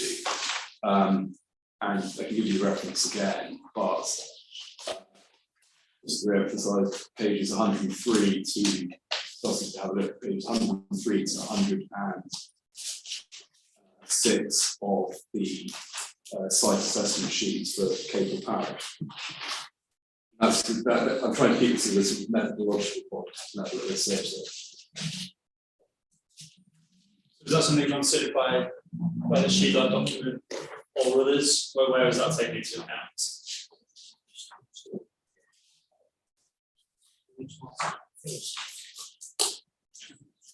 Sorry, could you repeat the question? It was talking about agricultural land classification and where that's been taken into account as part of the methodology for assessing site suitability and allocation. It's listed on the SHLAR sheets, and as I'm sure has been discussed at earlier sessions, it did also form part of the essay, and the essay commentary is on the SHLAR sheets as well. Should we just go to an example, just so you can just find notes where it's set out there?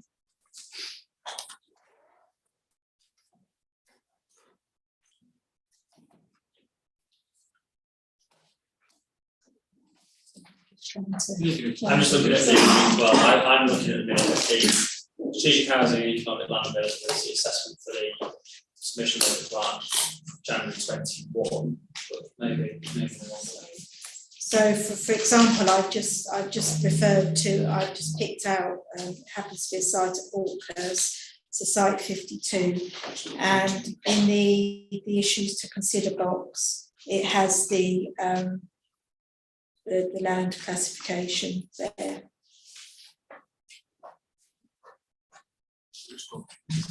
Pre-submission sheet. That's pre-submission. Yeah. Okay. So I would also just say that it's a requirement to consult Act England when there's a significant release of agricultural land of first start. And clearly, Act England have been consulted on this plan, and they've raised no objection to it. And then I would also add that at Appendix 3, Sheila May report, I'm just checking.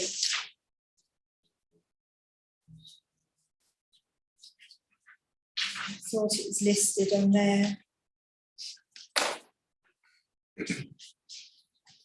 Agricultural land classification. So Appendix 3 of the Sheila Main report lists constraints screened.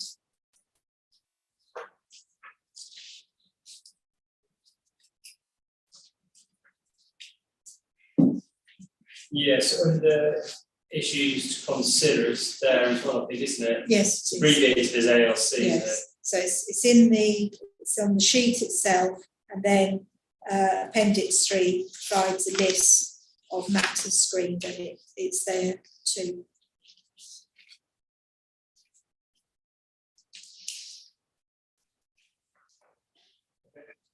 Well, so, I mean, okay, as in if that's the answer, we say there's no grappling with that, so it's all very well listing it for the 3 abbreviations, but what you don't see is a consideration within the sheets. I haven't got Appendix 3 in front of me, but if you have a point, I mean, you can have a very waste time. I think it's worth drawing attention to our response at page 23, so paragraph 72 onwards deals with the availability of best and most versatile agricultural land. And that sets out how it's being assessed in plan making. The general theme emerging, and this is a question to representatives more than the council, the general theme emerging that well, the council hasn't taken this into account, or if it has, it's not very clear where it's taken into account. As part of a plan making process where the council is faced with the submission of potentially hundreds of sites, do you think it's necessarily reasonable and proportionate for the council to almost go through a sort of planning application, length of detail, committee report style critique and assessment of every single site? Is that what people are expecting of this? Sorry, if I could address that, absolutely not. What we're looking at is a methodological approach that's been applied by the council. Of course, they don't have to go down to the level of detail of the planning application. We're not saying that. But what we're looking at is methodological approaches to the SLAR. And we say this is just one example of lip service being paid to a criteria that they should have had regard to. We're not suggesting it has to go down to the level of an officer report. And of course, there are hundreds of sites being put forward. In our particular case, this is a strategic site. This is what the council's policy revolves over. So if there was ever an instance where these things should have been looked at in a little bit more detail in SLAR, it would have been here.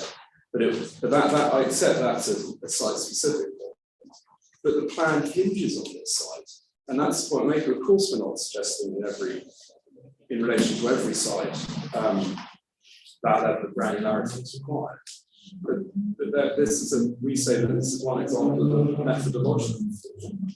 Come back to the detail of it in matter 6 in relation to this particular site. I think in terms of methodology, the council saying that they did take it into account. Clearly, it was not a question of lip service, really it wasn't. And the day indicates very strongly that the council has undertaken consultation both internally with its officers who have expertise, externally to them, and at national level with technical consultees. Clearly, these matters have been addressed. It's a bit much to suggest, actually, the council has only paid lip service.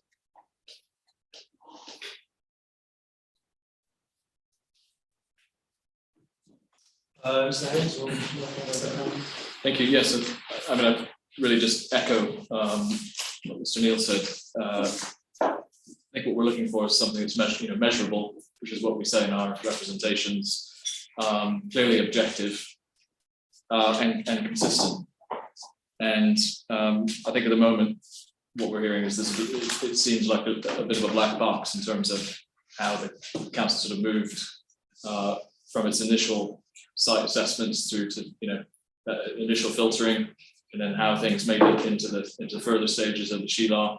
And then obviously when the council is looking at actually allocating the site, you would expect, really detailed assessments to be undertaken to the level of, I think you said planning application level, but clearly if you're looking to allocate 4,000 houses, then you would expect a tremendous amount of evidence base to support that through the local plan process.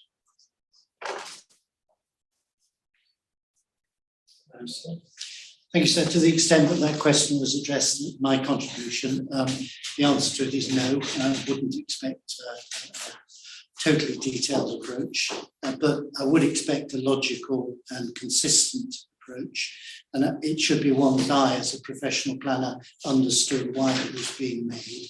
There's areas of judgment, obviously, and I can take those into account, but it would have to be understandable that there were two things. And also, I think the pressure on them increases as the process goes on. So I think there is more pressure on them to explain and make logical decisions when they've allocated a site, which means they've taken a certain view of it, and then they've changed their view. And I think there they have to give a reason or a change of circumstances why that view has changed, and that needs to be understandable and logical. That's my problem with the plan. In terms of my experience of it, yes, my practical experience of it is limited to that particular area. I don't know to what extent my experience is replicated throughout the remainder of the plan. I hope not to any great degree. But from what I'm hearing, it could well be the case that it was. I think Mrs. Strang's it. Yes, please. Just to go back to the point I made this morning, which I didn't get any response from the council. Everybody here is very up talking about what's been removed between regulation 18 and regulation 19. But I'm talking about what was put in regulation and regulation 19 and was not made public before that. These people from children have the benefit of knowing their site might be used. And for some time the site was under discussion, but we weren't.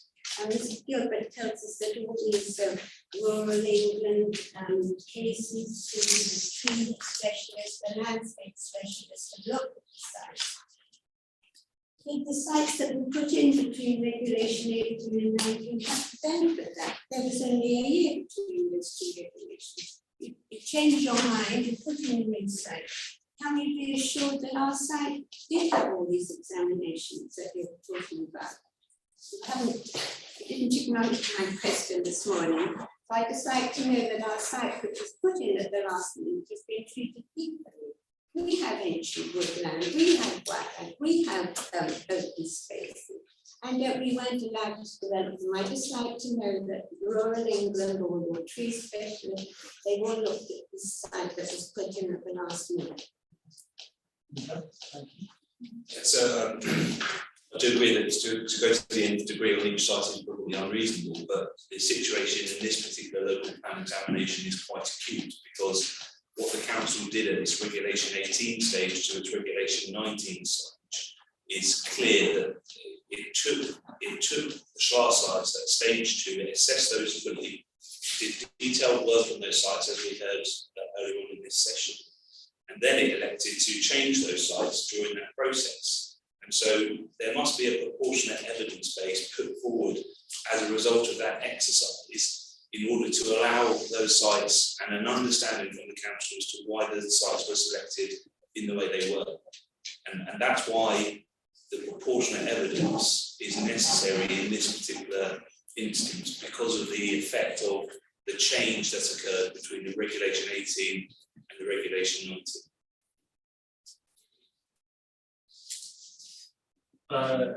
Mr. Chesney. Thank you, sir. Don't want to repeat what's been said before, but in answer to your question, so you know our position, no, we're not suggesting that every site has to be looked like it's a planning application. But what you've got to do is get the methodology right And as part of that, there are a whole series of things that you've been looking at. Just take one, the green belt, which is obviously a key aspect here. And we discussed earlier this morning was the application of the MPPF hadn't been properly, in our submission, made, so that stage 2 didn't ask the right question. And that's pretty fundamental. So that's not about degree of the MTGO, it's asking the wrong question. And it's not, and that's before you get into how much detail you want to go. And if that's right, that screws up basically the whole strategy.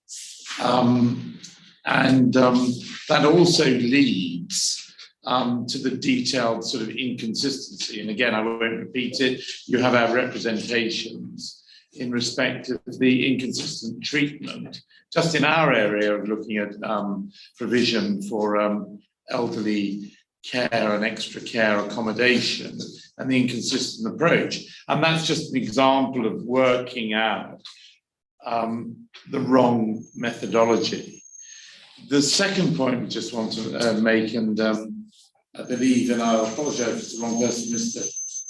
David Scully suggested, I think, unless we misunderstood, that Natural England didn't have any objections, but obviously you'll have the statement of common ground to which we've referred between Natural England and the local authority, paras 818 and 819, where it's pretty clear that that's not the case.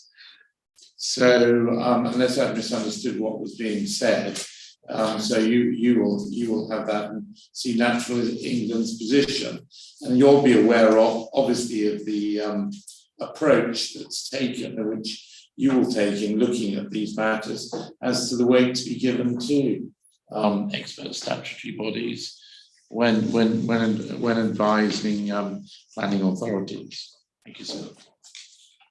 So just to clarify, that point was made in direction to the agricultural land classification and Natural England's response, lack of response on that point.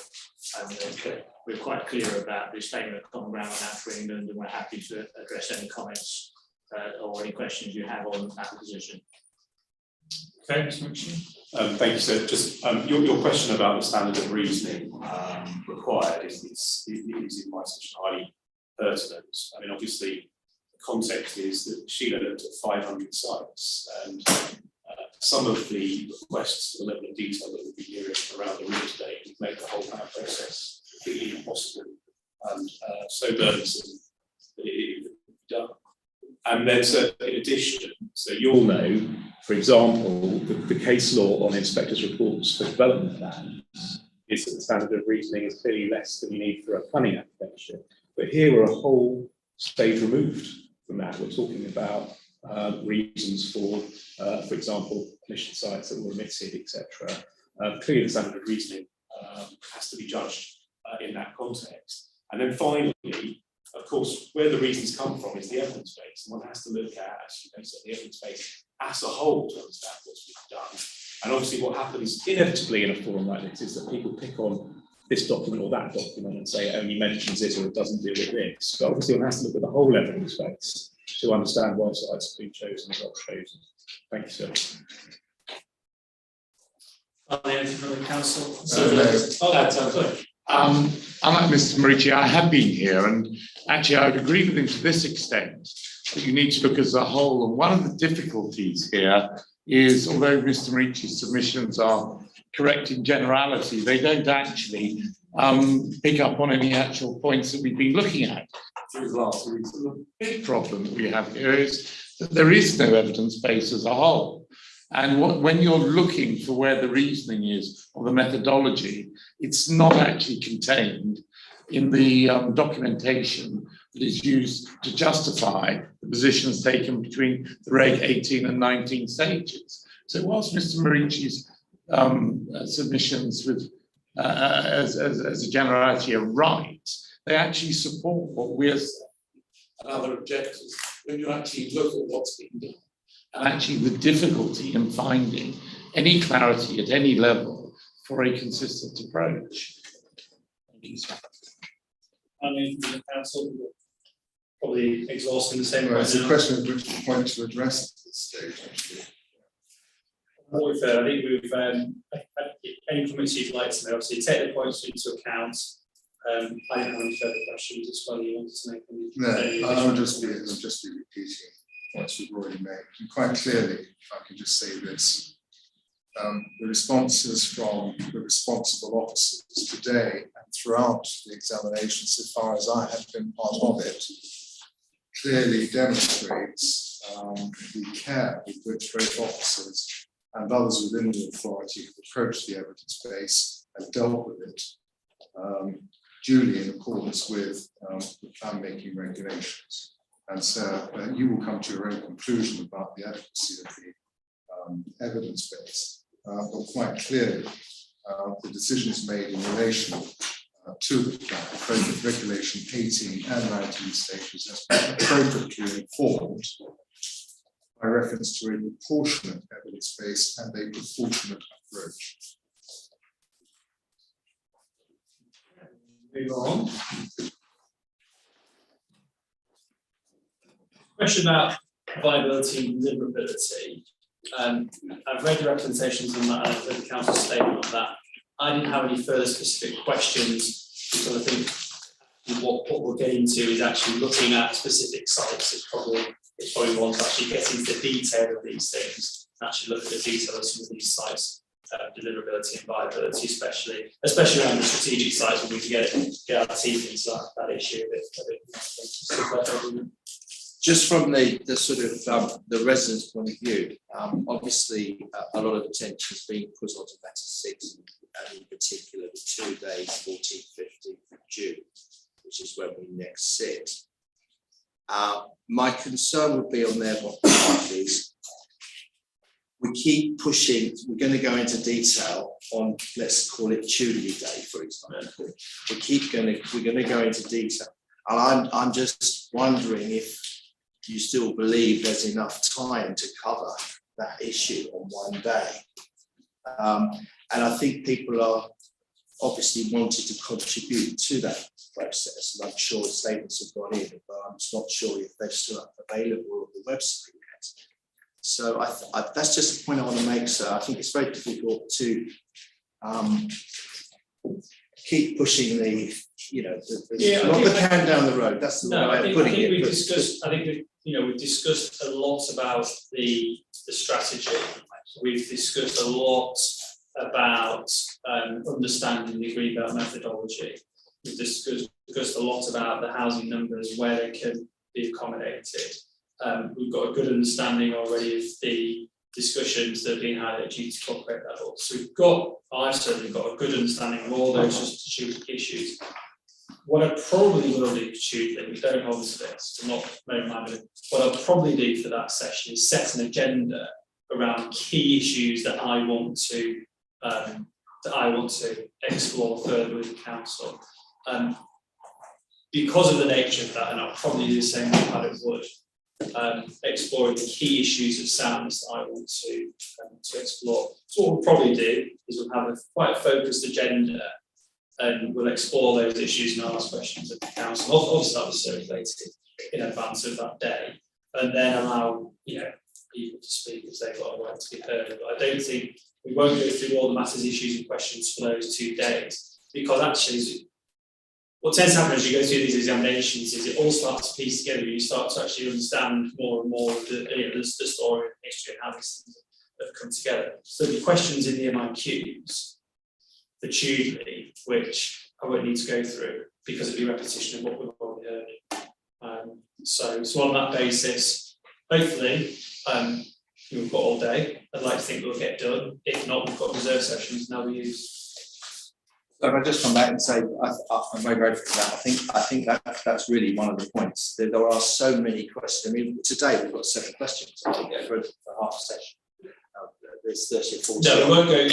I think that focused idea would give us a little bit more opportunity to prepare. The matters, issues, and questions essentially are the sort of hooks for the discussion at the hearings. And as you go through those hearings, like we did yesterday, when there was discussion around, and I think this morning, can the council meet their housing needs in areas beyond the green belt? Well, we discussed that on Wednesday and yesterday, so again, you can skip over those. So actually want to get to Tuesday, it'll be focusing on the issues of soundness, which I want to raise with the council. So we won't go through every single question, and the same with Paddock Wood as well.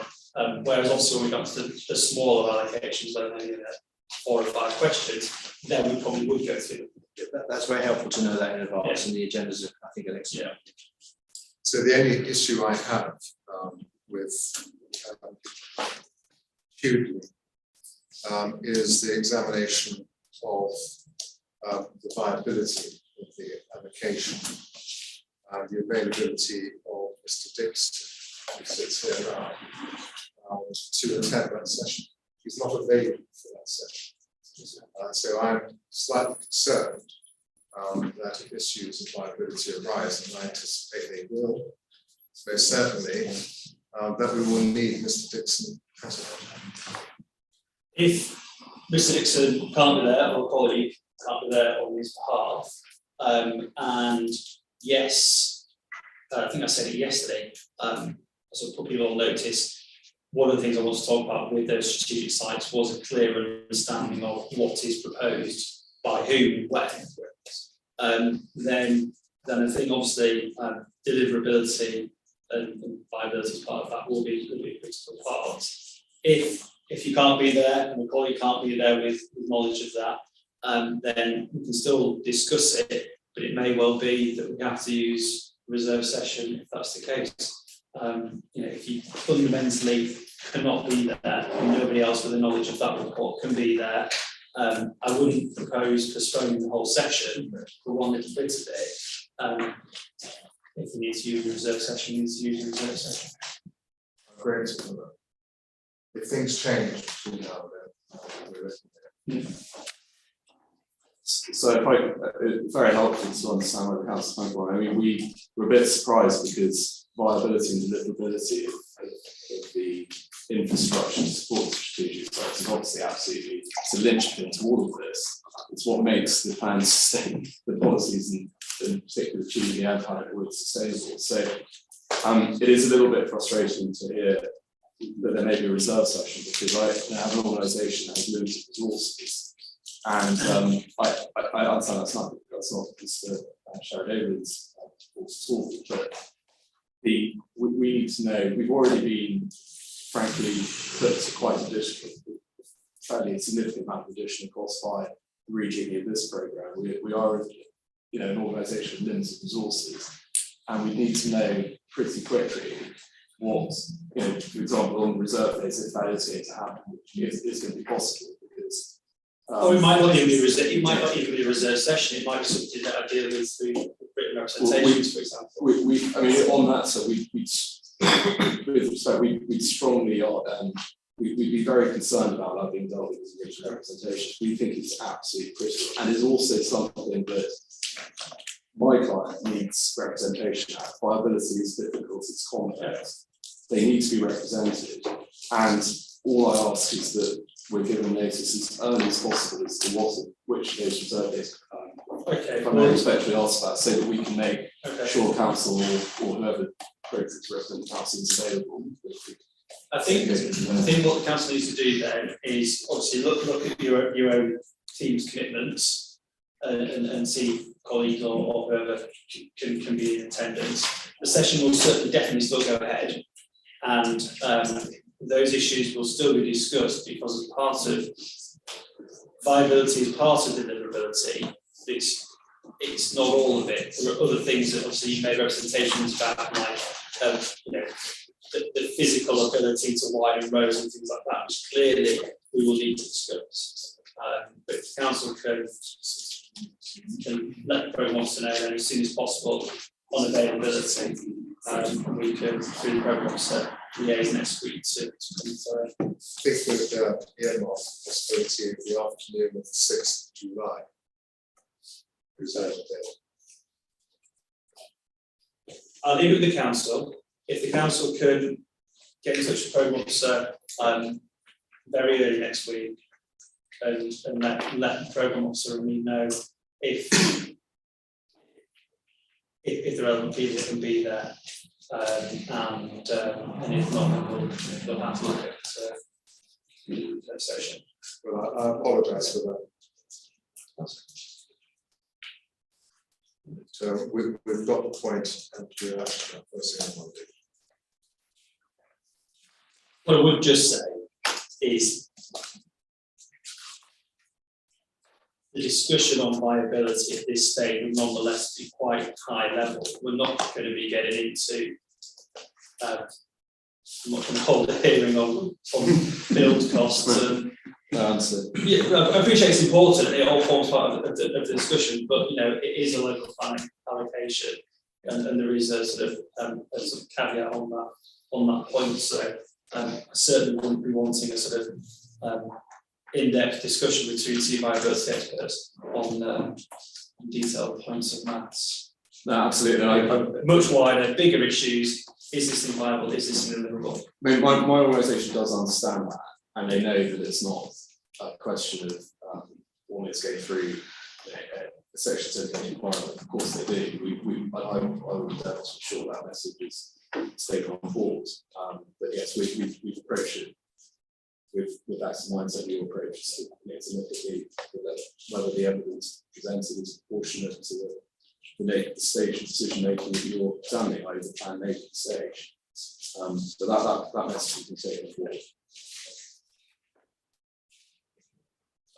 That's fine. I mean, we're looking at a parameters-based approach.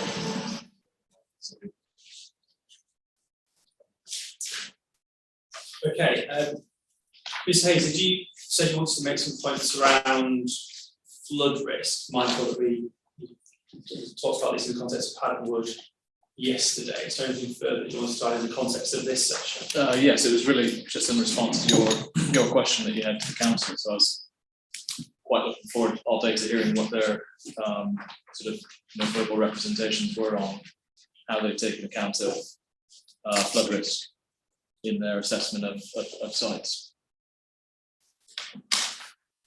This is in the SHELAR process then, how you take into account the, just context, yesterday we talked about the sequential test and then obviously the strategy and high level approach to Paddock Wood in particular, but how then did you take into account flood risk in your sort of sieving process of going through these sites then?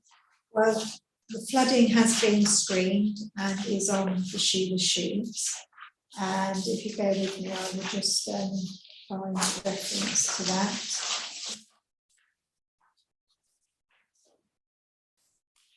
So,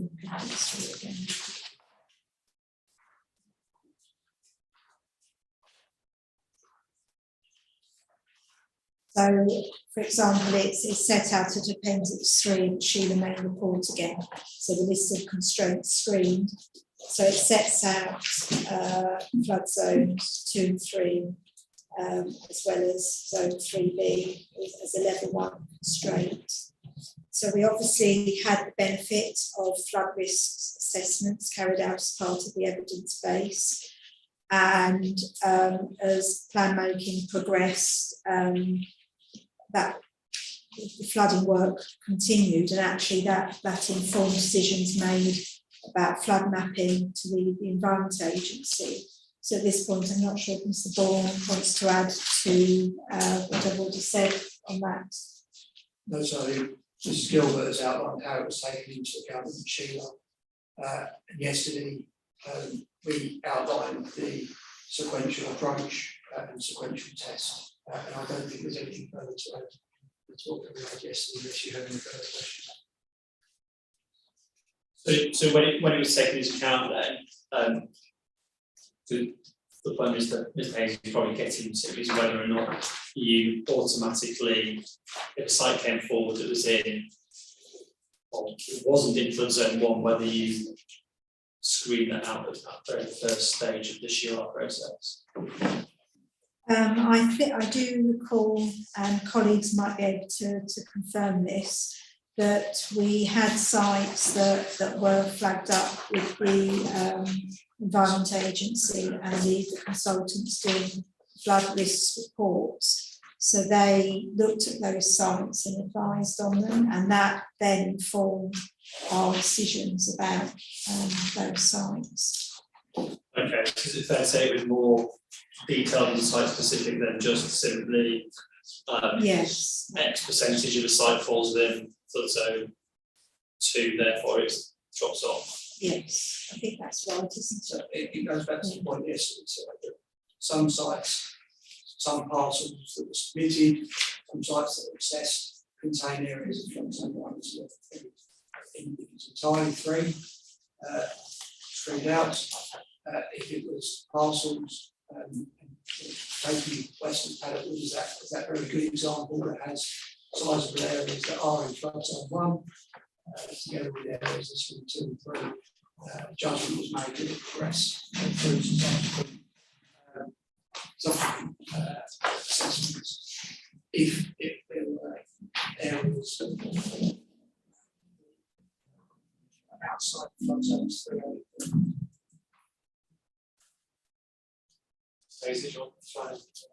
Yes, I mean, I'm looking at the SFRA Appendix C, which sets out the flood zones within the borough. And I mean, the majority of the borough is in flood zone 1. So, I mean, the key thing here is how did we end up with the majority of the housing development being proposed in the areas that are flood zone 2 and 3 at Paddock Wood? If you take the sequential approach, which the PPG tells you to, it says you should be directing development first towards the areas of lowest flood risk, and that's zone 1. And the council told us yesterday that the Sheelaw would tell us how the sequential approach was undertaken, and it would be set out in the Sheelaw. The sequential approach, the sequential test is not set out in the Sheelaw. I mean, I've looked through it. There's no mention of sequential in the Sheelaw. And I think in terms of the actual assessment of Paddock Wood sites, in terms of suitability, deliverability, I can go into what that says about flood risk, if that would be helpful. Yeah, thanks very much. So in terms of suitability, and this is in the overall sort of strategic allocation for Paddock Wood, not the individual sites, but the overall. So which Sheila document? This one is site assessment sheets for Paddock Wood. Okay, so the sheets, yeah. This is the sheets, yeah. So it says under suitability,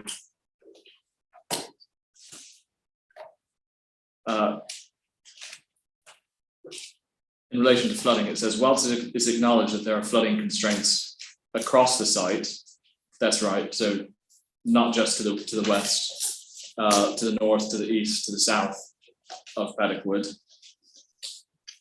These will be considered through the master planning. So although we're told the Sheelaw is going to deal with the sequential test, it's actually kicking it into the master plan, say, oh, the master plan is going to actually consider the flooding constraints, not the Sheelaw.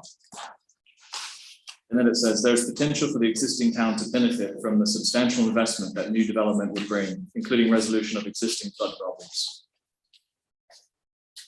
So it assumes that it makes the conclusion that it's suitable because there's a master planning process and that the town's going to benefit from substantial investment, including the resolution of existing flood problems. So that's why this entire strategic site is suitable.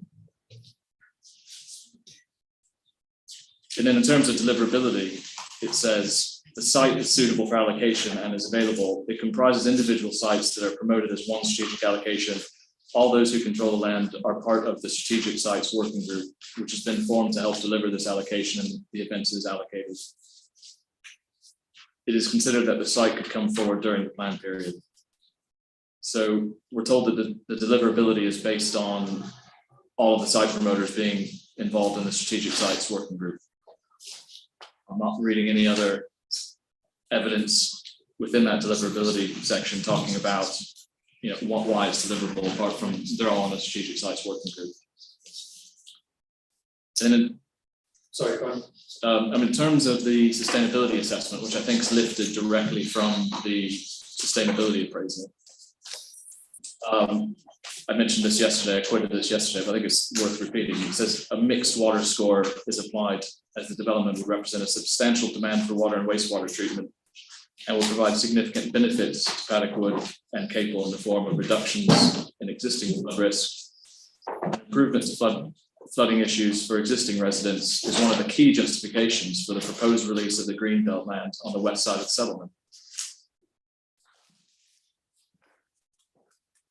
So basically told that the improvement to the flood issues for existing residents is a key justification for why this site is justified in terms of greenbelt release. Don't think that was mentioned earlier. And then in its reason, that's the, I think, comprehensive master planning, which is considered to ensure the key constraints, including flooding, could be properly assessed.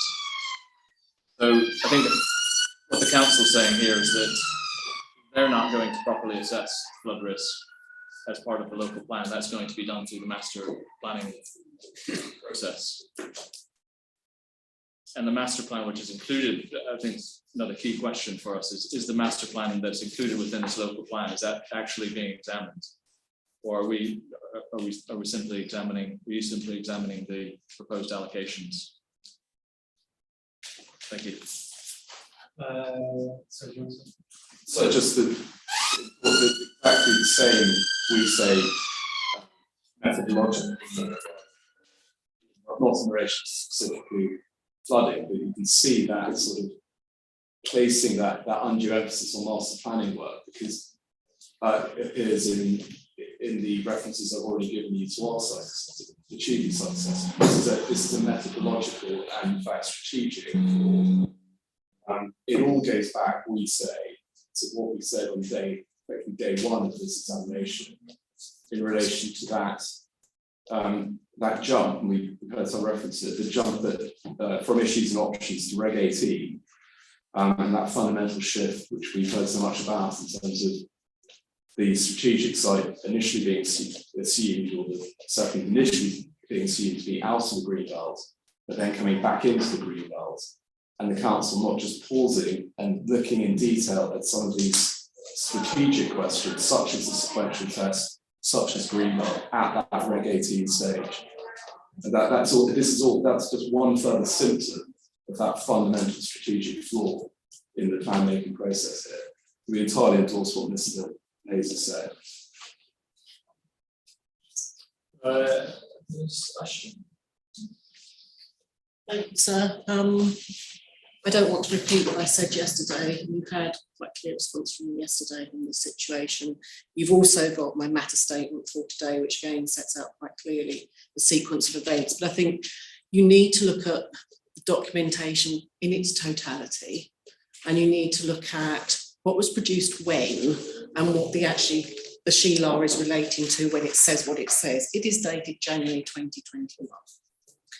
The David Lock Associates Strategic Sites Master Planning Infrastructure Study is dated February 2021.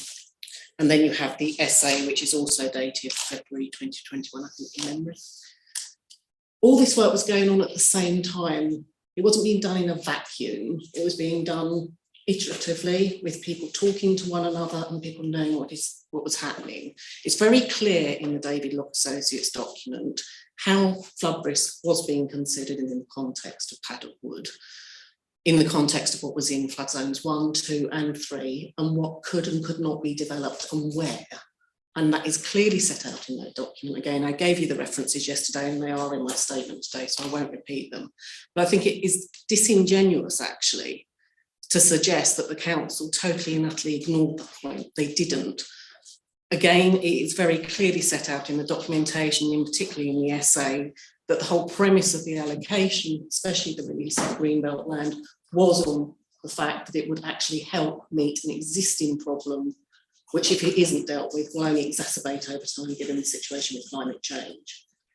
I could go on, I don't think I will, given the time. But I would just actually ask you to revisit what was said yesterday and to say what is in our matter statements. And also, actually, in fairness, what is in the local authorities matter statement responding to this point. They have given you quite detailed evidence on the point. Mr. Hayes also raises the issue of wastewater treatment and how that is dealt with. And again, if you go back to the David Locke Associates document, that deals in great detail with that. It deals with the issues that were raised by the local community through the consultation that David Locke had with them, and how these matters can potentially be addressed. And again, you have to look at all of this in the context of what came back from statutory consultees, the fact that there was no objection from the EA, from the LLFA, from Southern Water or anyone else as to the developability of these sites in the context of the issues that are being raised. Thank you. So there's two, they've gone up again, yet again. Any comments on what we've heard? I don't know, Mr. Hayes. No? No, I'm grateful to Ms. Ashton actually for reminding this examination of the extensive work which has been undertaken to inform the decision-making process between Regulation 18 and Regulation 19 stages, which we went over at some considerable length yesterday. So you know what level 2 SFRA says, you know how it influenced the outcome of decision-making. I don't need to. No, take the points you've taken raised there, Mr. Hayes, and I'll take those into account and move on.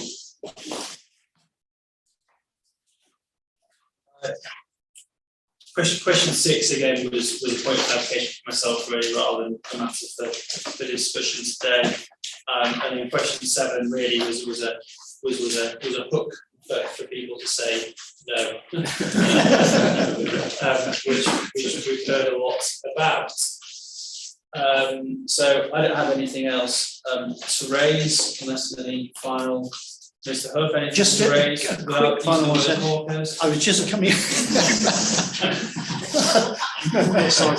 Mr. Hawkins, yes, I think I just funnily enough. The answer to questions was, as you were going to say, no. I'm not going to repeat anything I've said, which is that sometimes inspectors ask, well, what do you want me to do about it? And I thought I would answer that implied question. As far as I'm concerned, so the points I've raised go to the soundness of the plan. They are whether it's justified and effective primarily and deliverable, and whether it's right in terms of the balance, the overall balance. That would be a contributory factor to an overall decision should you were minded to the plan as a whole is unsound, but I don't think of itself it is of that calibre. The alternative way of addressing it, I would have thought, was in terms of main modifications. There are sites that have been tested and are been in public domain that gone through the Reg 18 process, so it would be fairly easy to go back and have a look at some additional sites, should you feel that that was justified. What I would just say, I think I raised it all the way back on day 1, is that obviously my role is to assess the soundness of the submitted plan.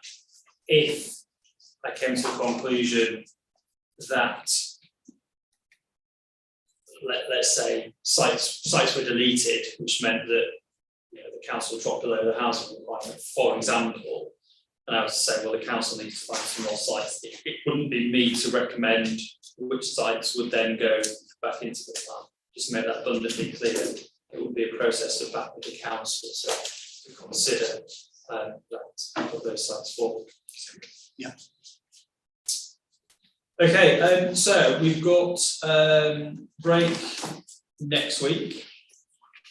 When we start back on Tuesday, Hill jumped ahead with what I was going to say about that site. But yes, no. What I'll do is, and I'll circulate this next week, but I'll set out sort of very brief agenda and one bullet point of the issues that I want to discuss, a bit like I did for the second Duty to Cooperate session. So it'll be a series of sort of headline bullet points around the issues. of soundness that I want to go into rather than going into every single question. I've got that evidence, I can take that as read. In the meantime, if the council could please let me know to the programme officer about availability of viability consultants. We still will discuss 6 as I said before, the sort of headline issues around deliverability. And if we need to, and I feel it's necessary, then we'll have to use a reserve session to discuss viability. Let's talk about that when we get there on the actual day. So you take points into account about written representations. Also mindful that I don't want to call people back for sitting on more days, if we can help it and only if it's absolutely necessary. So council, let me know and we can go from there. Any other questions, Michelle? Can I just ask, sir, when are the letter 6 statements actually going to be available on the website? Because I'm just conscious next week is Bank Holiday week as well. And some of us would like to read them sooner rather than later. We've just been sending this afternoon, so to the programme officers, so they will go up on Monday. And equally for Paddock Board, we'll probably no doubt do a set agenda rather than going through every single question. Questions there obviously to sort of guide and aid my discussions and deliberations, but we don't need to necessarily go through every single one here. So matters of sort of soundness we'll discuss on those days. Anything else? Sorry, one tiny point. In terms of the viability aspect to your representation at the hearing, does that apply to the Paddock Wood session as well, or is it just tutoring? Well, it's that day, whatever's on that day. No, so Just both days. Okay. Both days. Sorry. but we take on board your comments about. Okay, we'll do our best.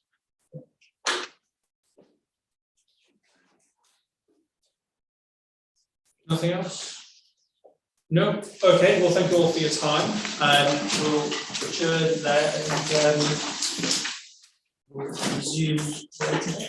Thank you.